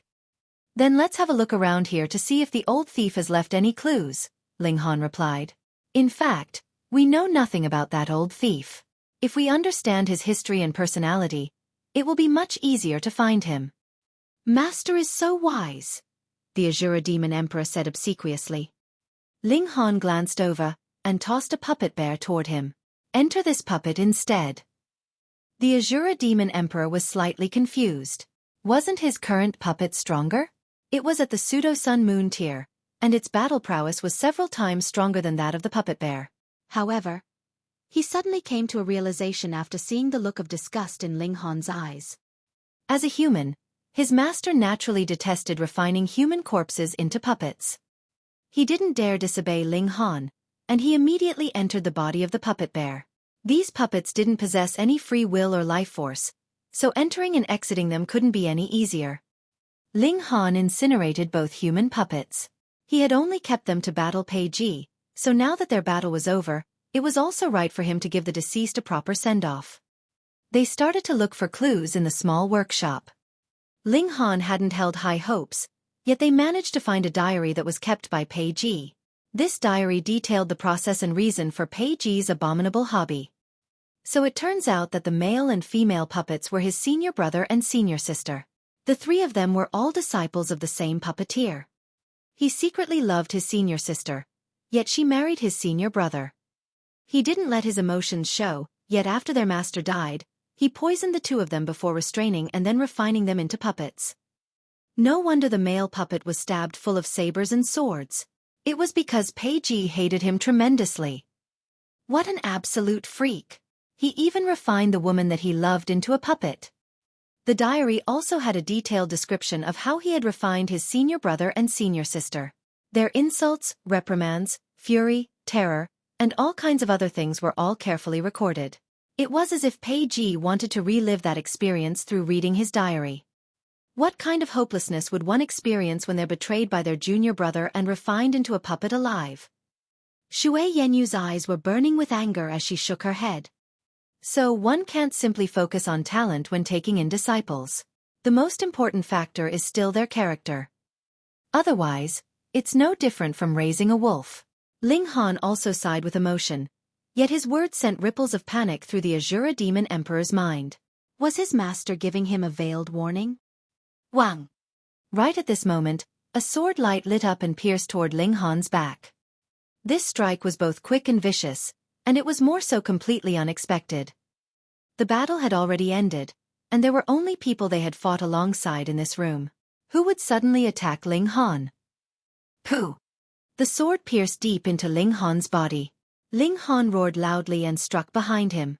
Meanwhile, the Azura Demon Emperor also came to his senses, and hurriedly let out a growl before swinging his bare paws toward the assailant. The assailant didn't have time to retrieve their sword, so they could only release it and leap back. They instantly retreated 16 or so meters before descending like a cloud and landing lightly on their feet. The assailant was none other than Yuanxiang. Ling Han! Xue Yenyu shouted in shock, and immediately held Ling Han in support as tears rolled down her cheeks. The sword had run through Ling Han's body, and only the hilt was still visible on the outside. Jin Zhihui was both shocked and enraged as he glared at Yuanxiang, and he roared, What are you doing?" Only Fu Tian remained sitting on the ground, yet it was clear that his muscles were already tight with tension. Ling Han simply stared at Yuanxiang. In a raspy voice he said, "So the culprit on the ship was actually you? How so?" The careful expression that Yuanxiang had worn this entire time suddenly changed into an expression of pride and arrogance. Not only that, but her aura also changed dramatically, instantly shooting up to the consummate level of the mountain river tier. Ling Han coughed a few times as his face grew even paler, and said, "Just before Zhou Gaoyang died, he said that the culprit wasn't him." Yuanxiang had successfully stabbed Ling Han, so she was in no hurry at all. In order to stay alive, it's only natural that he would attempt to shift the blame elsewhere. Ling Han shook his head and said, "If the culprit were him, he would have most likely only begged for forgiveness rather than try to shift the blame." Yuanxiang was slightly surprised and said, "So, you started to suspect me?" "Indeed." Ling Han nodded and said, "I was thinking that since the Dark Knight Hall could send an assassin, why couldn't they send two? One in the open, and one in hiding?" Yuanxiang hesitated for a moment before bursting into loud laughter. "Spot on. There's no need for me to deceive you any longer. I'm indeed an assassin from the Dark Knight Hall. However, don't even think about buying time. That sword is covered in potent poison, and even elites at the low extreme of the Sun Moon tier would die if they were pierced by it. Xue Yanyu was finally overcome with shock. She was extremely confident in Ling Han's regeneration ability. Yet poison was a completely different story. Ling Han smiled faintly and said, I have to thank you for admitting to this. I was only suspicious before, but I'm finally certain now. He stood up and raised his left arm slightly, and the sword that was stabbed into him instantly fell onto the ground with a clang. It turned out that the sword hadn't pierced his body at all. Rather, it had merely been held between his arm and chest. What? The expression on Yuanxiang's pretty face changed drastically, and she said incredulously, I clearly stabbed the sword through your heart. The location was definitely right. Unless, she stared at Ling Han and continued, unless you were prepared this entire time and had already shifted the locations of your bones. A smile blossomed across Ling Han's face and he said, since I was suspicious about there being another assassin from the Dark Knight Hall among us, how could I not have my guard up? But why did you suspect me? Yuanxiang couldn't fathom the reason, and she said, I clearly used a secret technique to suppress my cultivation level. Even elites at the lower end of the Sun Moon tier shouldn't have been able to see through my disguise, much less you.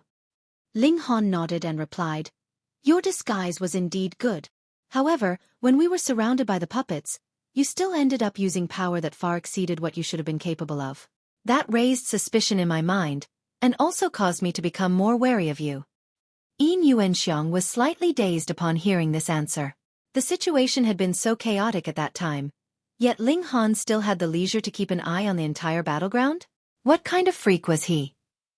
This couldn't be helped. Who told Ling Han's divine sense to be far superior compared to that of ordinary cultivators at the medium extreme? Since the simple method didn't work, I'll have to resort to the more difficult method. Yuanxiang chuckled coldly, and drew another sword as a frosty and sinister aura emanated from her body. She was an elite at the consummate level.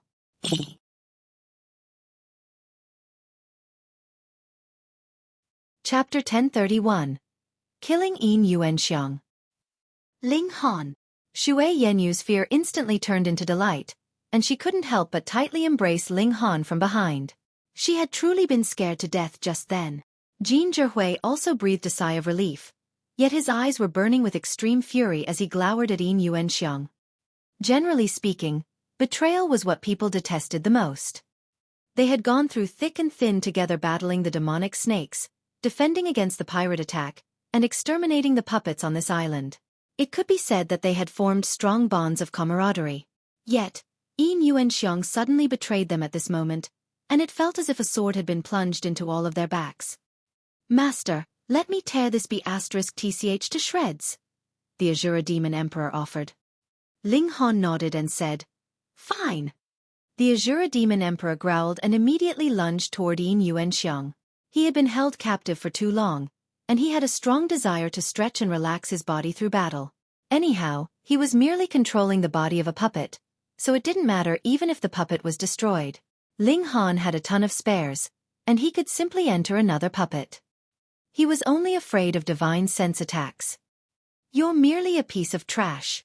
Yuanxiang raised her sword and charged to attack. She was indeed really powerful, with a cultivation level at the peak stage of the consummate level of the Mountain River tier. Although she couldn't fight above her cultivation level, her battle prowess was still the strongest among everyone present. As the saying went, a tigerless mountain would be ruled by monkeys. This was exactly the case right now. If Yang Taiching were still alive, her only option would be to lie low and continue using her disguise. Pang, pang, pang, z. The Azura Demon Emperor continuously retreated, and in the end, slid over to Ling Han's feet. His momentum was only halted when Ling Han raised his foot and stepped on his body. Are you strong enough to defeat her or what? Ling Han said with a chuckle.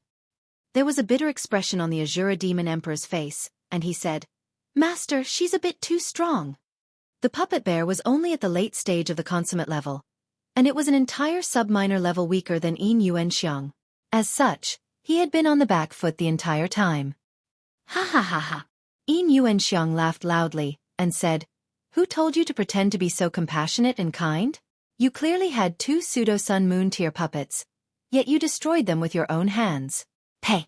You had already used it once, so what's wrong with using it twice or thrice? Engage her. I'll cover you from behind. Ling Han kicked the Azura Demon Emperor, and the puppet bear instantly flew through the sky toward Yuanxiang. 100 Ghost Sword Technique. Yuanxiang let out a soft cry, and numerous ghosts materialized in the air and swooped toward the Azura Demon Emperor as she brandished her sword. Ling Han also moved. He was currently preparing the Crimson Ground locking net, and as long as he trapped Yuanxiang within it, her battle prowess would immediately fall to the high extreme. At that time, it would be extremely easy to capture her. In your dreams, Yuanxiang's body danced around in a peculiar manner, making Ling Han unable to lock onto her. Once someone was prepared, it was extremely difficult to utilize treasures such as the Crimson Ground locking net. Is that so? Ling Han smiled faintly, and suddenly activated his 7-kill subduing soul technique. Divine sense attacks were formless and intangible, and their speed was also quick beyond belief. Generally speaking, they were impossible to dodge. One could only face such an attack head-on and duel to see whose divine sense was stronger and more resilient. Yuanxiang was instantly hit by the attack, causing her movements to falter and her sword to stop.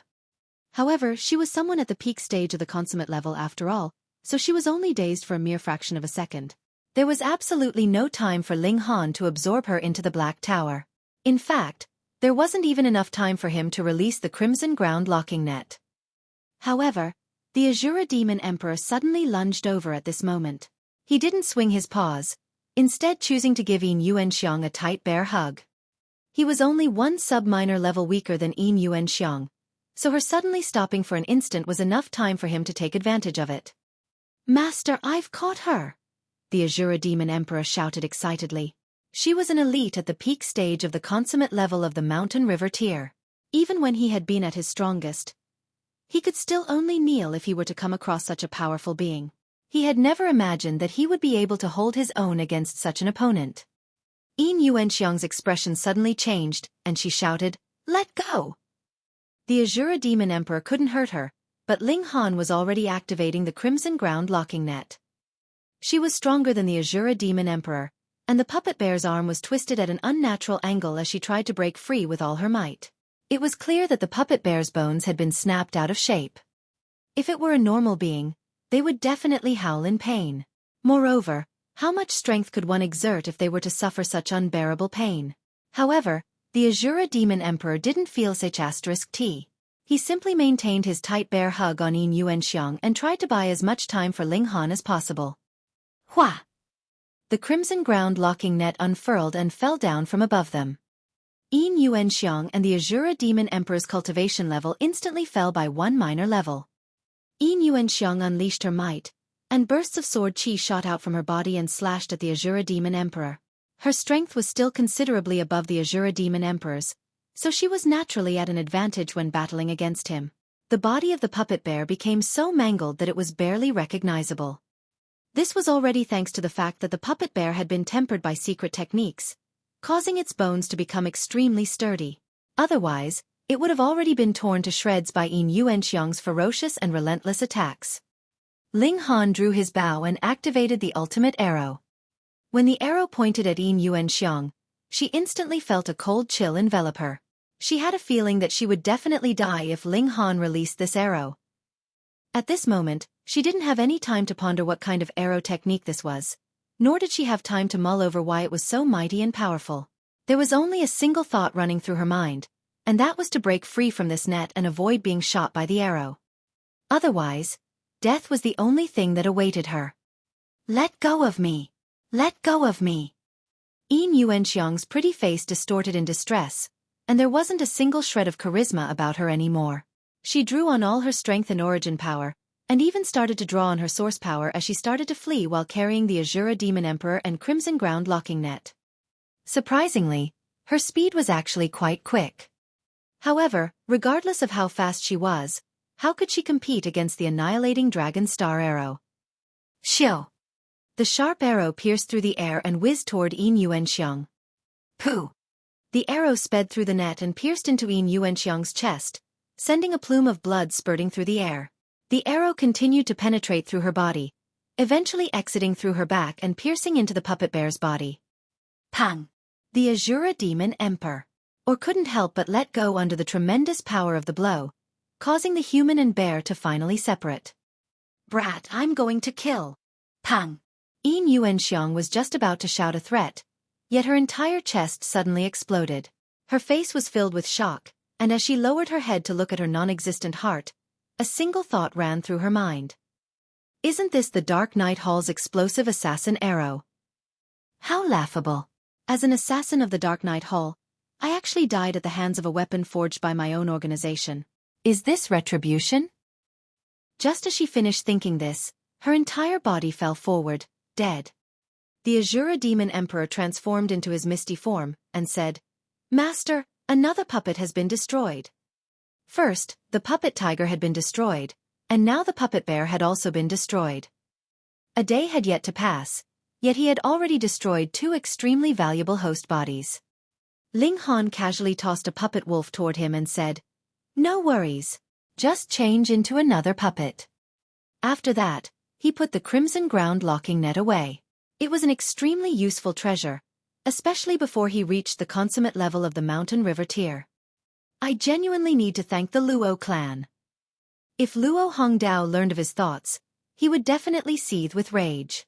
How could it not be useful? Did Ling Han know how many resources the Luo clan had poured into forging this net? Search this place thoroughly, and don't leave any stone unturned. Make sure to take everything away.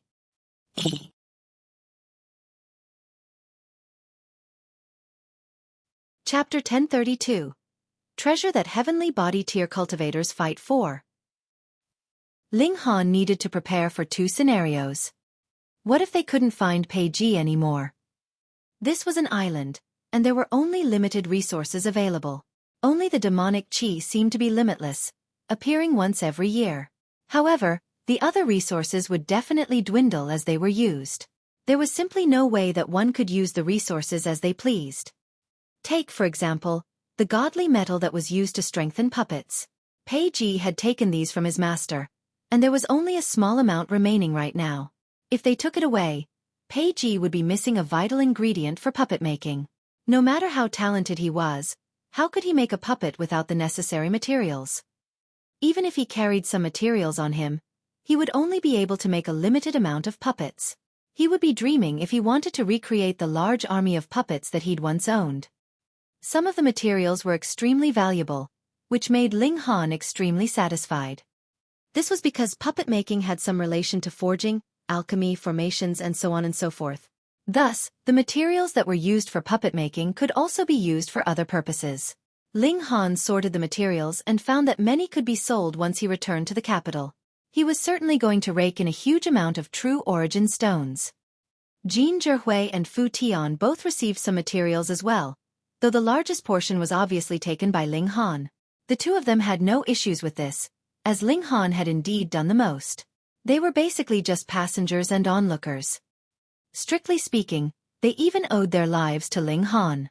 Without him, it was very likely that they would be lying in 8 pieces in some workshop right now, forced to watch as their bodies were refined into puppets. They found a few ships, though they all were quite small. In fact, they were only a little bigger than boats. However, these ships were made from the unique demonic beasts of this sea, and they were even fitted with some strange device that allowed the ships to cut through the sea at high speed. There were 5 such ships, so each of them was able to take one. The extra ship was stowed away by Ling Han. It didn't matter whether he needed it in the future or not. The space in the Black Tower was very large anyway, so he wasn't afraid of it taking up too much room. Farewell, Brother Ling. Tillåter. Jin Zhihui and Fu Tian both bade Ling Han farewell. They didn't plan to return to the Tyrant Axe Harbor, either. Instead, they ventured into the sea, each going their own way. Ling Han watched them disappear into the distance. Then, he turned around and smiled at Xue Yanyu, saying, Wife, it's only you and me left on this island. Should we make a bunch of kids before returning? Xue Yanyu punched his chest in annoyance and said, Do you think I'm a sow? Also, are we really the only 2 people on this island? She shot a glance at the Azura Demon Emperor. The Azura Demon Emperor was given a fright, scared that Master's wife would suddenly slay him due to embarrassment. He immediately raised a leg and started to scratch his ear as any normal wolf would. It was as if his expression were saying that he wasn't a person, merely a dog. Xue Yanyu couldn't help but giggle upon seeing his expression. She had already learned of his background, yet she was still unable to fathom how an elite at the Mountain River tier could be so extremely shameless. Ling Han chortled loudly, and sent the Azura Demon Emperor back into the Black Tower. He then pulled her over and started groping her slender and shapely body. "Damn pervert! Stop it!" Xue Yanyu murmured. Her starry eyes were extremely seductive, and her hands rested on Ling Han's chest, trying to push him away, yet also unwilling to do so. "Stop what?" Ling Han kissed her jade-like neck and lightly nibbled her earlobe, causing her slender body to suddenly tighten up and her face to suddenly flush with an alluring shade of red. "This damn pervert has figured out all my weak points." Xue Yanyu was breathing heavily as she buried her head into Ling Han's chest, and she said, "Peiji might still be on the island." Ling Han nodded in agreement. This was indeed a possibility as this island was very large, after all. They had also been few in numbers, so they had been unable to thoroughly search the entire island. Perhaps Peiji was waiting for Ling Han and the others to leave before he returned to his workshop. Ling Han continued to grope Xue Yanyu's body as he pondered this possibility. He had already developed a habit of doing this. Xue Yanyu was slightly annoyed by this. What kind of habit is this? Why does he have to grope my chest when pondering questions? In these past few days, this damn pervert has already groped my chest for longer than I have in my entire life. We don't have time to deal with that old thief. Let's burn those courtyards down and be done with it. Ling Han finally reached a decision, and said, "Let's continue to look for pirates. Now that we have our own ship, we can come and go as we please." Xue Yanyu nodded in agreement. They had killed quite a lot of pirates before, yet it had only been enough to complete a single mission. Since they had already come here, and since the mission could be completed numerous times, they might as well kill a few more pirates.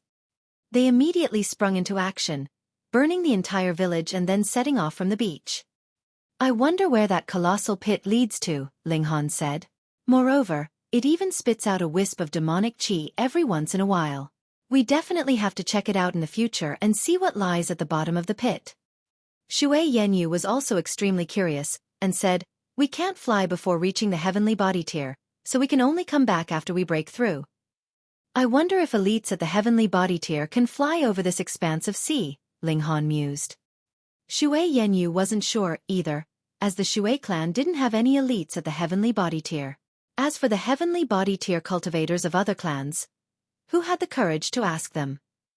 The ship was genuinely small, and it was completely unsuited for sailing over the sea, with a single wave being capable of capsizing the ship. However, this was no ordinary ship, but a ship that had been made by puppeteers.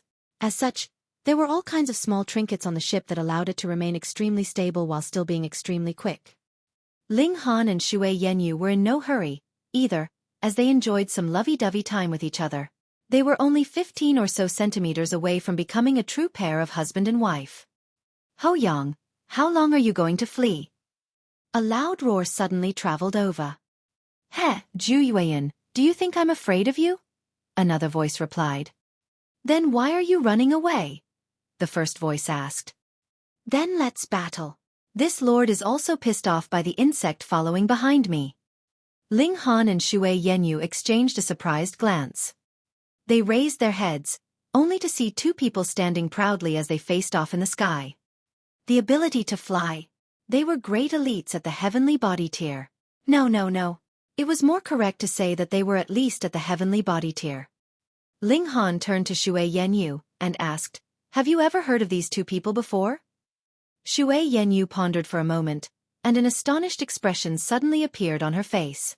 "Zhu Yuan, could he be the heavenly body tier elite from the Eternity Sky Majestic Empire? He's a lone cultivator, and although he's reached the heavenly body tier, he's never formed a force of his own. As for Ho Yang, I think he's a great elite from the Jade Drop Majestic Empire. Why is he facing off against Zhu Yuan in this kind of place?" Sure enough, these two people were both elites at the heavenly body tier. Otherwise, Huge changes would ensue if a great elite at the Eternal River tier or Genesis tier were to appear on the joint peace planet.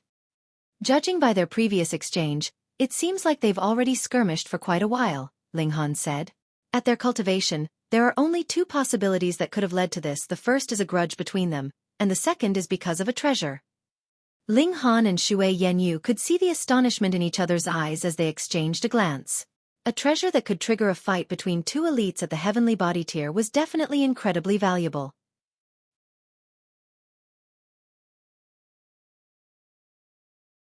Chapter 1033.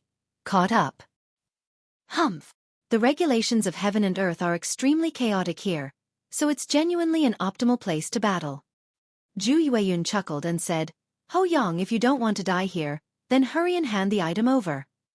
Ho Yang roared with laughter and said, Zhu Yueyun, are you trying to scare this lord? You and I are both at the peak stage of the low extreme, and our battle prowess is similarly at 2 stars. If we battle with our lives on the line, it's hard to say who will be killing whom. I only know that if you don't hand the item over, this will be the resting place for your corpse. Zhu Yueyun threatened in a sinister voice. Is this really necessary? Ho Yang asked. That item can't be opened anyway. Are you really willing to bet your life and tens of millions of years of cultivation on some unknown item? Zhu Yueyun flared up in rage and said, You and I discovered that item together, and we even agreed to examine it together. However, you took advantage of the moment when I wasn't paying attention, and actually fled with the item. How can I swallow this anger if I don't kill you? Ho Yang chuckled and said, I didn't think that you would actually be so naive. No wonder you've spent all of your time on cultivation and been lonely this entire time. You're stupid beyond belief. D. Zhu Yueyun roared in anger and lashed out at Ho Yang. Boom! Devastating flashes of light instantly exploded throughout the sky as bursts of overwhelming shock waves surged out from the battle. Like a giant mountain, a roaring wave that measured hundreds of meters tall crashed through the sea. Fuck! We're going to be caught up in the shock waves from their battle. Ling Han grimaced. Their luck was truly terrible.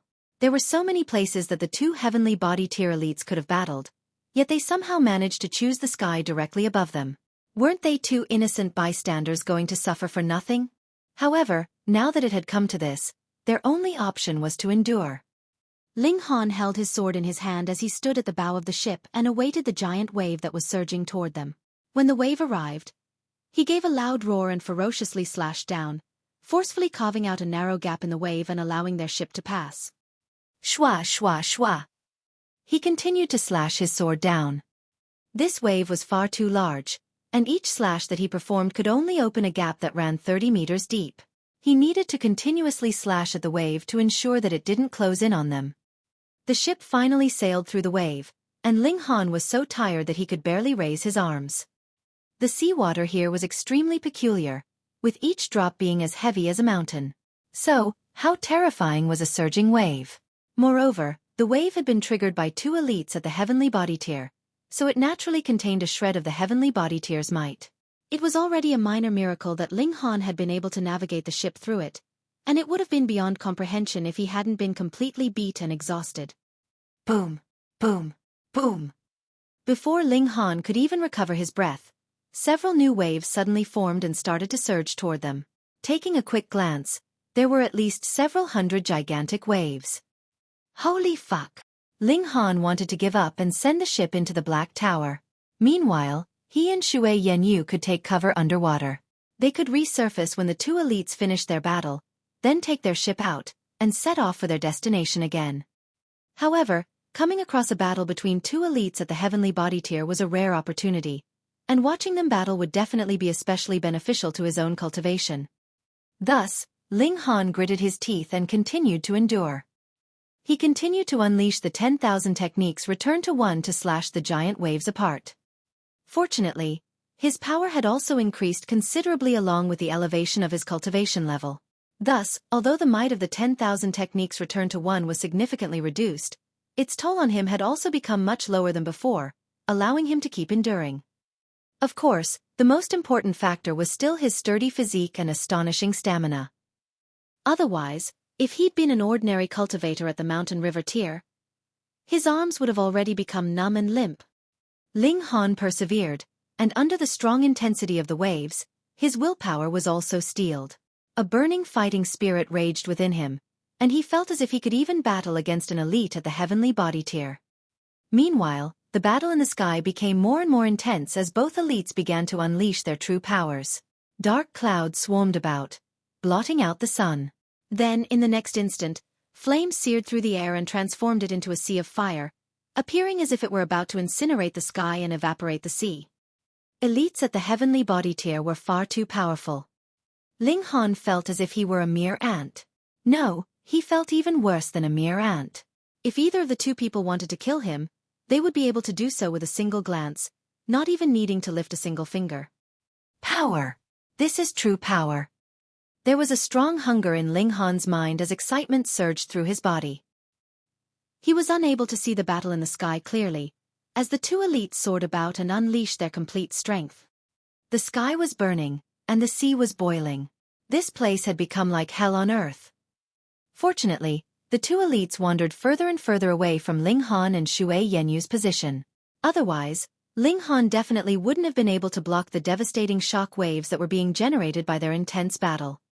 Boom! An extremely thick column of light suddenly shot out from the sea and soared into the sky. Such was its astounding might that it could even be seen from hundreds of kilometers away. Ho Yang chuckled and said, "Zhu Yueyun, a historical site was opened by us. Why don't you head over and explore it? This lord won't compete with you." Bull*T. That site is only at the Sun-Moon tier. How can it compete with the value of that box? Zhu Yueyun roared angrily. "It's completely worthless. It can't be opened anyway. Then why are you keeping it? Give it to me." This lord likes this kind of strange and peculiar things. Fuck off. The two of them started to battle again, the intensity of their battle even greater than before.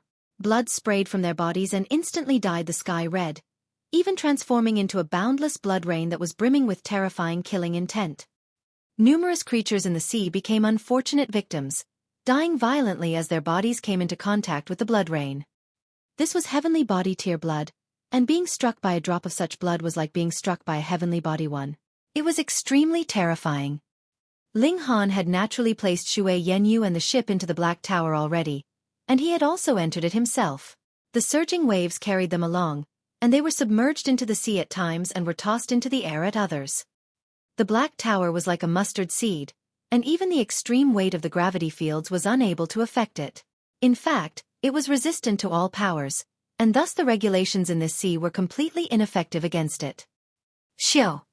A small dot of light suddenly fell down from the sky. Ling Han had a sharp eye, and he instantly determined that it was a white jade box. It plopped into the sea and then started to sink rapidly. Is that what the two heavenly body tier elites were fighting over? Ling Han's heart thumped with excitement. He couldn't snatch something from a heavenly body tier elite, but this treasure had been knocked out of their hands now, giving him a chance to obtain it. Though it had landed quite far away. Before Ling Han could even exit the Black Tower, Zhu Yueyun and Ho Yang had already shot down from the sky and plunged into the sea. They continued to skirmish as they chased after the white jade box, and both of them wanted to break free and move in front of the other. However, the gravity was immense here, and the jade box sunk at a tremendous speed. Ling Han lost sight of it in no time at all, and the two powerful elites also disappeared from his sight in a flash. Meanwhile, the Black Tower continued to drift along the sea, unseen and undetected by others. Ling Han's mind whirred, and he finally made a decision. He resolutely leaped out of the Black Tower. An overwhelming weight instantly bore down on him, dragging him deeper and deeper into the sea. This was exactly what he wanted.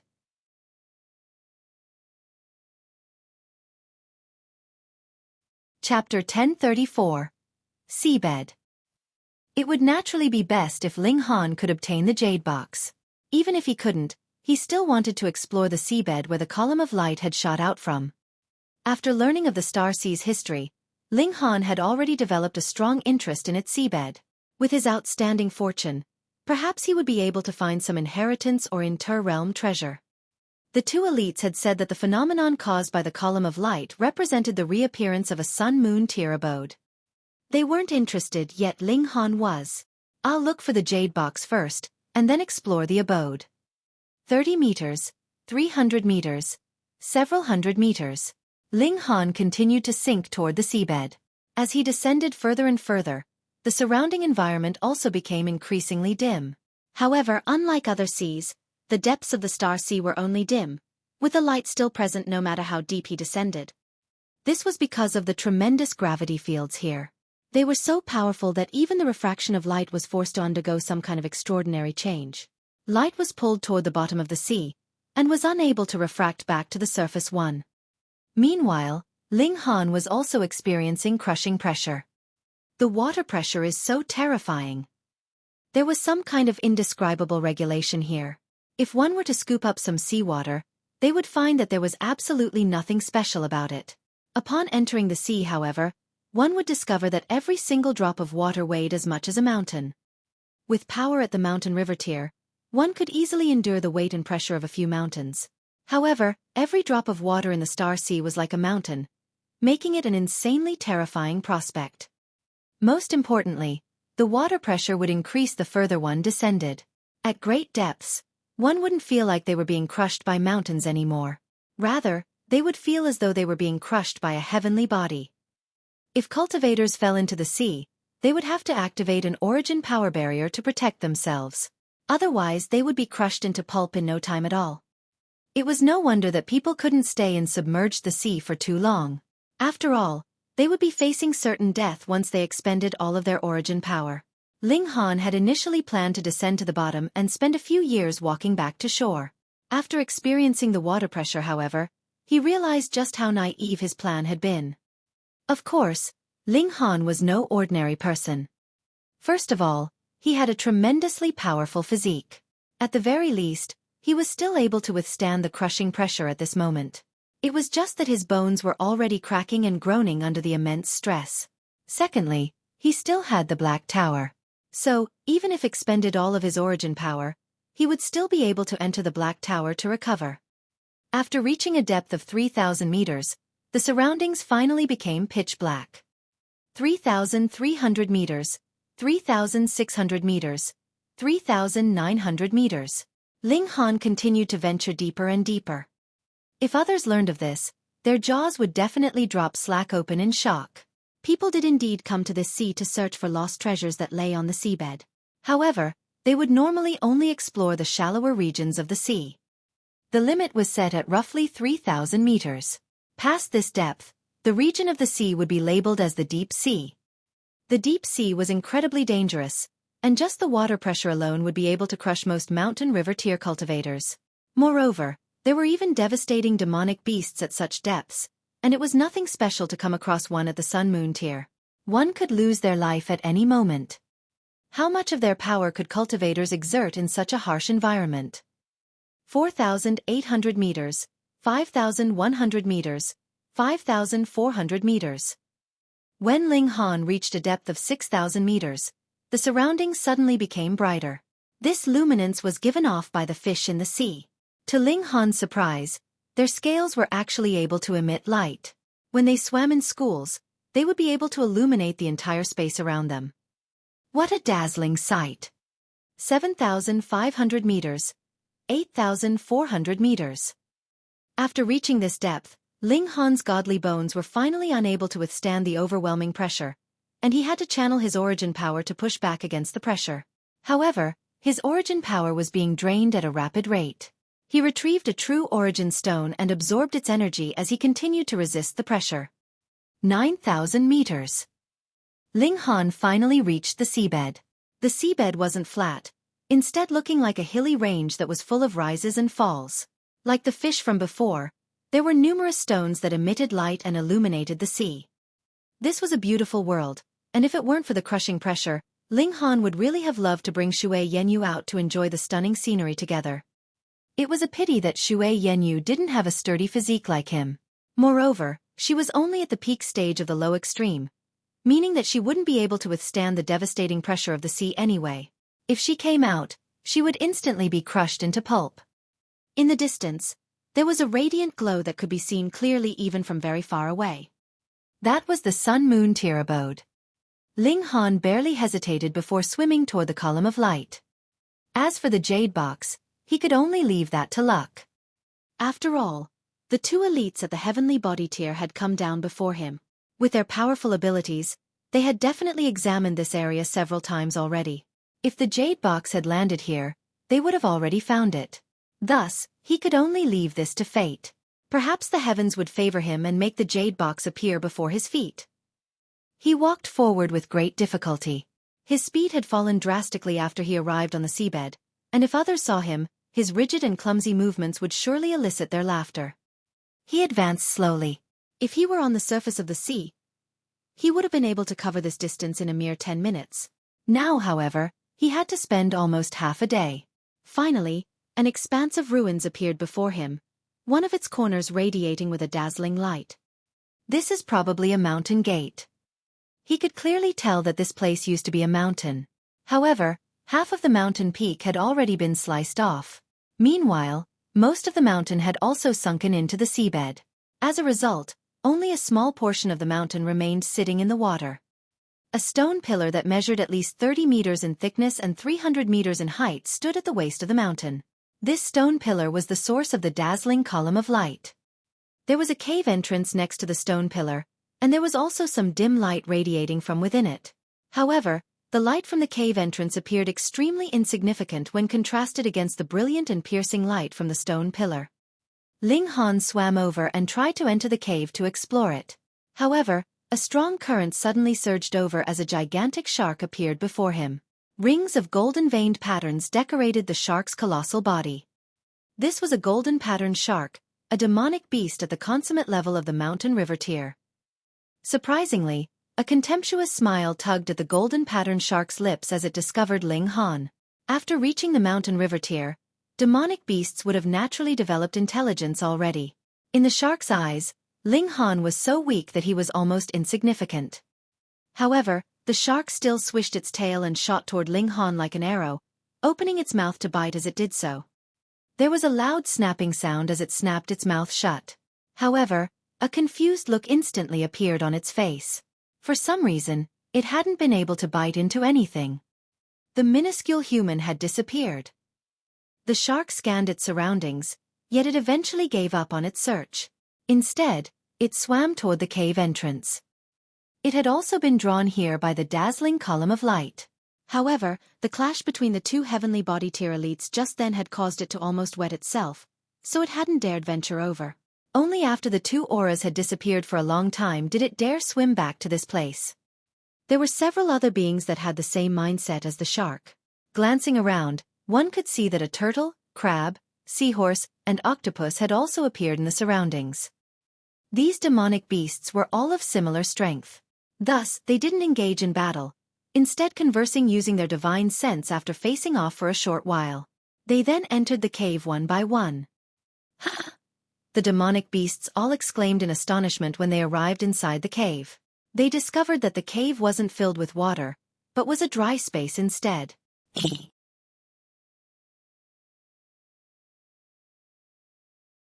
Chapter 1035. It's mine now. This is the abode of a great human elite, the turtle said. No, no, no. This is most likely a mountain sect that has had most of the regions inside destroyed, the seahorse said. Only this one place still remains. This place definitely holds rare treasures, the other demonic beasts exclaimed in unison. They all communicated with their divine senses, and thus they were able to converse directly and overcome the difficulties posed by the language barriers between them. The treasures of humans might not be useful for us, the crab said. It was a demon-faced crab, and there was a demon-like pattern on its shell. It was in human form right now, yet its pair of huge pincers still remained in their original form. The bodies of demonic beasts were akin to god tools. This was heaven's blessing to them. Of course, they wouldn't mind owning a few more god tools, either. Hee, you can leave if you want. I don't mind using the treasures of humans, the prawn said. It was a black armored prawn that had a pitch-black body and an extremely sturdy shell. In fact, its outer shell was as sturdy as similarly ranked godly metal. This prawn could also shape-shift into human form, with a thick layer of black armor covering its body when it did so. This armor was transformed from none other than its outer shell. This was a residence built by humans, so it was unsuitable for the demonic beasts to enter in their original form, which was relatively huge. Moreover, this wasn't a water environment, meaning that assuming human form would naturally be the most suitable. The demon-faced crab humphed and said, "There's no need for you to stick your nose into this lord's matters. Fine. Fine. There are many hidden dangers here, so I say that we look for the treasures first, then decide how to divide them among us," the octopus suggested. She was the only female here, and her gray hair was plaited into dozens of braids. However, looking closely, one could see that each braid was actually a tentacle that was gently swaying about. She was a gray cloud octopus. I agree. Let's look for the treasures first. The demonic beasts reached a consensus and started exploring the ruins. It's been too long, and all of the valuable things have already crumbled to dust. Damn it! This is the constellation illusion grass, a level 5 godly medicine. If there were enough, I would be able to break through to the sun-moon tier. This is a peculiar radiant stone, and it can temper one's godly bones. It's a shame that it's already turned into dust. Otherwise, it could have raised my armor's defense by an entire cultivation level. Heavens! This is a 4-emperor pill. The wails and agonized cries of the demonic beasts continued to echo throughout the ruins. They were stunned by the amount and rarity of the treasures here, yet they were also filled with a deep grief as all of these treasures had already crumbled, turning into dust. There wasn't a single item that remained in optimal condition. This treasure storage was divided into several smaller rooms, and they went through each of these rooms one by one. They arrived at the final room, and all they found there was a single stone slab. This stone appeared extremely ordinary. This was also the demonic beast's first reaction. This stone was far too ordinary, not even giving off the slightest of lusters. This was the kind of stone that wouldn't attract a second glance if it were tossed onto the ground with other stones. The problem was, would one really place such an ordinary stone inside a treasure storage? It would be hard to determine if there was nothing to compare it to. However, the treasures in the other rooms were all at the sun-moon tier, and only this room housed a stone that appeared extremely ordinary. How could the demonic beasts not be suspicious? "What on earth is this thing?" a demonic beast asked curiously. "How about we examine it first? There's no need for us to fight over it before we learn of its functions," the demon-faced crab suggested. Agreed. The demonic beasts all shuffled over. No one dared to attack, as they had already reached a consensus.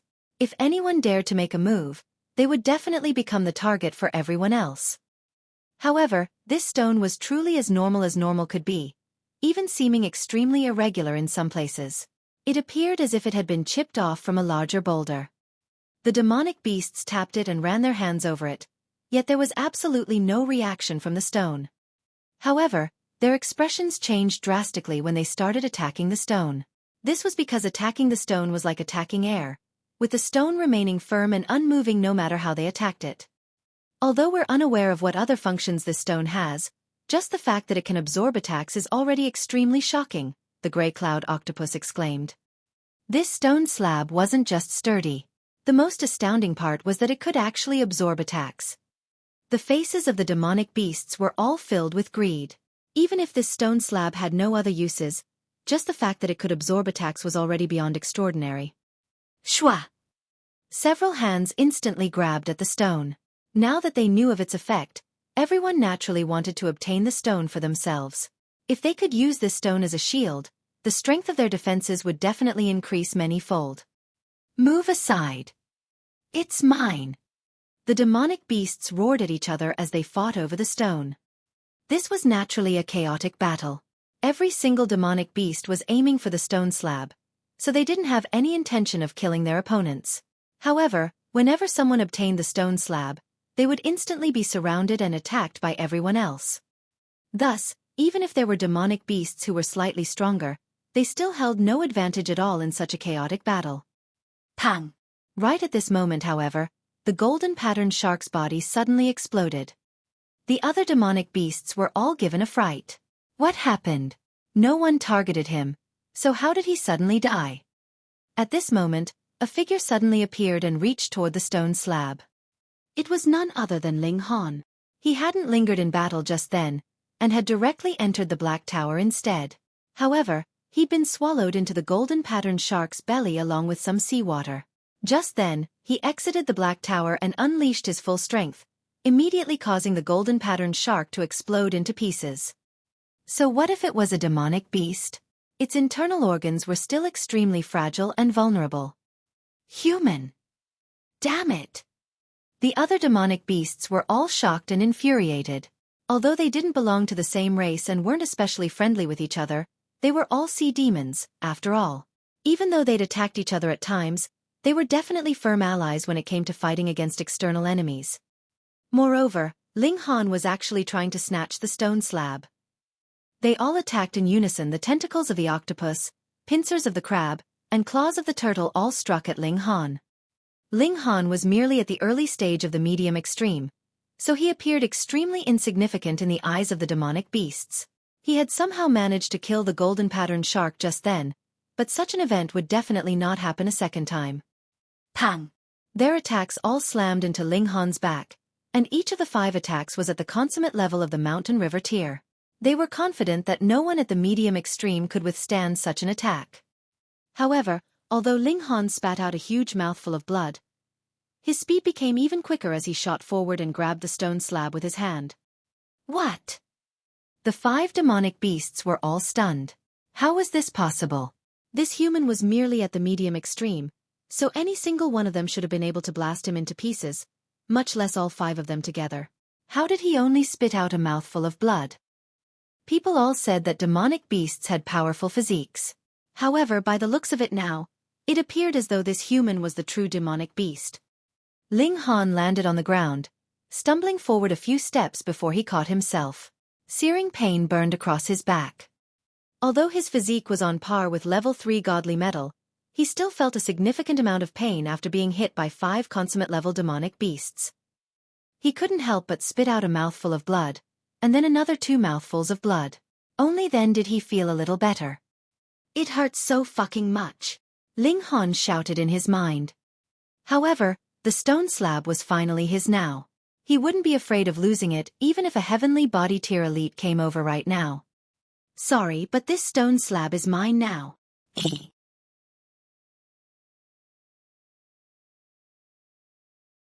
Chapter 1036. The Unfortunate Page. Put down the stone slab and we can spare you, the grey cloud octopus uttered coldly. Her whole head of tentacles was lightly dancing. At first, they were only about a foot long, but now they extended to about 3 meters long, just as if they were spiritual serpents. Demon-faced crab, black-armored prawn, the giant turtle, and the seahorse were all staring at Ling Han, their eyes extremely unfriendly. Although this human's physique was very amazing, it was definitely not something that could not be broken through. If that had not been the case, he would not have been throwing up blood continuously when he had been on the receiving end of their combined attacks just now. Even if that stone slab possessed the special effect of absorbing attacks, it was only about the size of a human palm. At most, it would only be capable of protecting one vital point. In terms of battle prowess, the 5 of them were at a complete advantage, and if they worked together, they would still be able to easily eliminate this human. Ling Han snickered and said, "Let's exchange a few blows first." He took the initiative to charge, brandishing his sword in an attack. Damn it!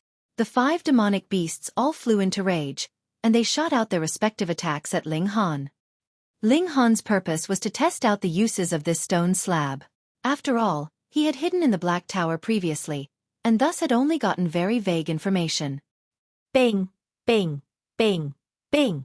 The attack shot over, and Ling Han took out the stone slab to block to the right and parry on the left, instantly absorbing the various attacks. It was like a sponge soaking in water, making no sound and frighteningly quiet. He was involuntarily surprised. His physique was very tough, but after enduring an attack that exceeded the limits of his power, he would still be forced back or even be sent flying, completely unlike now when he was able to disperse even the attack from an elite cultivator at the peak stage of consummate level. This was too inconceivable.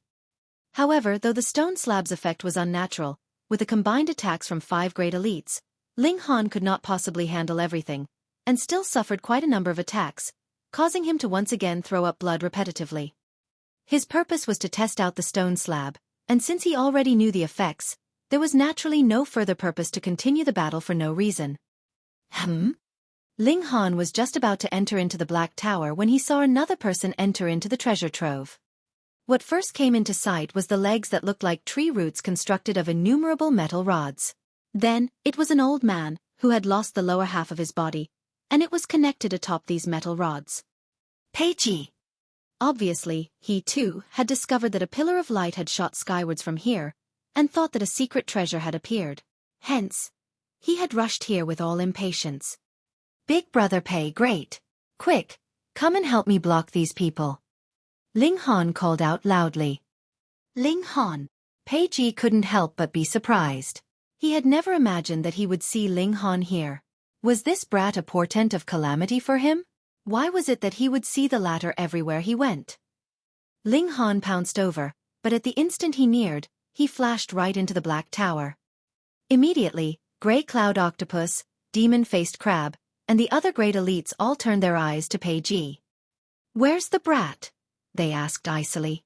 If that stone slab could be used appropriately, then the value it exhibited would be incredibly astonishing.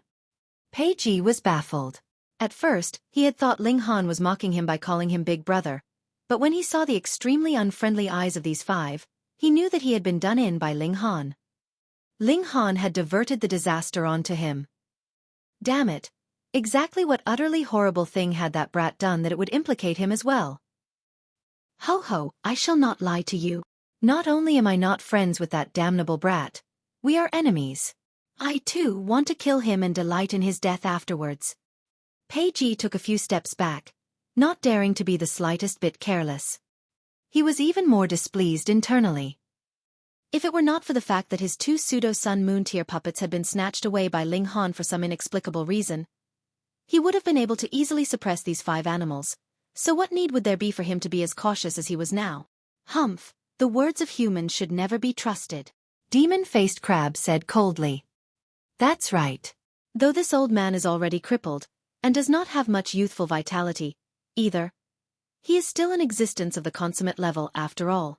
Devouring his blood essence would still be a little nutritious. Grey Cloud Octopus stretched out her foot-long tongue and licked her lips. Peiji was stunned, and quickly went into a defensive position. He said, "Everyone, I am not one easily to be trifled with either. If you want to kill me, at least one of you would die with me." Is that right? The five demonic beasts made their moves at the same time, and attacked Peiji simultaneously. Pang! The moment they made their move, Peiji was completely at a disadvantage, and ended up being horribly thrashed by the five demonic beasts. His battle prowess only matched his cultivation level, or was even a bit weaker than that. The majority of demonic beasts, though, could reach the standard of battle prowess they should have. A great many even possessed battle prowess that exceeded their cultivation levels by a star because of their tenacious body and unique anatomy. Hence, with only him against a large number of enemies, and furthermore being dominated in terms of battle prowess, Peiji was naturally even worse off. Pooh! He spat out blood madly. As a puppeteer, he himself was weak in actual battle. However, his strongest two puppets had been taken by Ling Han, so he had only had a few puppets left to cover him while he fled, but they were all in the low extreme.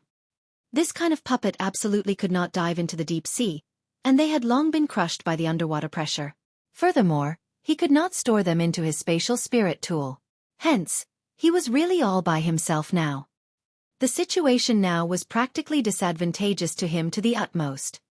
A mere human. Just a human. The five demonic beasts all smirked coldly. Peiji's inability to withstand a single blow finally helped them recover their lost confidence. The brat just now was after all an exceptional case, and the majority of humans were still normal. Peiji was extremely depressed. He had not seen any treasures after rushing all the way here, and was now being targeted by the combined attacks of five elites.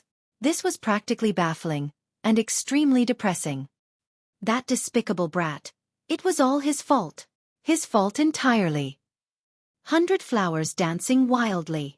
Peiji delivered a powerful move. Innumerable metal legs bloomed like they were the petals of a flower, the power of the attack extremely shocking. What mood did he have to linger in the battle? He planned to deliver a powerful move to cut a path of blood out and flee. Whatever treasure there was, he did not want it anymore. Humph! Turtle stepped out to block his attack. His body shook, and instantly became a few times bigger, forcibly taking this attack head-on. Bang! Bang! Bang! Bang! A series of attacks fell, but merely created brilliant sparks on that turtle's back, completely unable to break through his defenses. Turtle was the demonic beast with the strongest defenses. There was practically none that could match it. Peiji almost spat out blood. He had shot out a powerful move, yet only one of the elites from the other side was enough to block it forcefully. Demon-faced crab and the other three immediately followed through with an attack. Schwa, countless octopus tentacles stretched out, while giant crab pincers and prawn pincers clamped down. They were all covered with divine patterns, and flickered with divine light. Ah! Peiji released a horrible scream.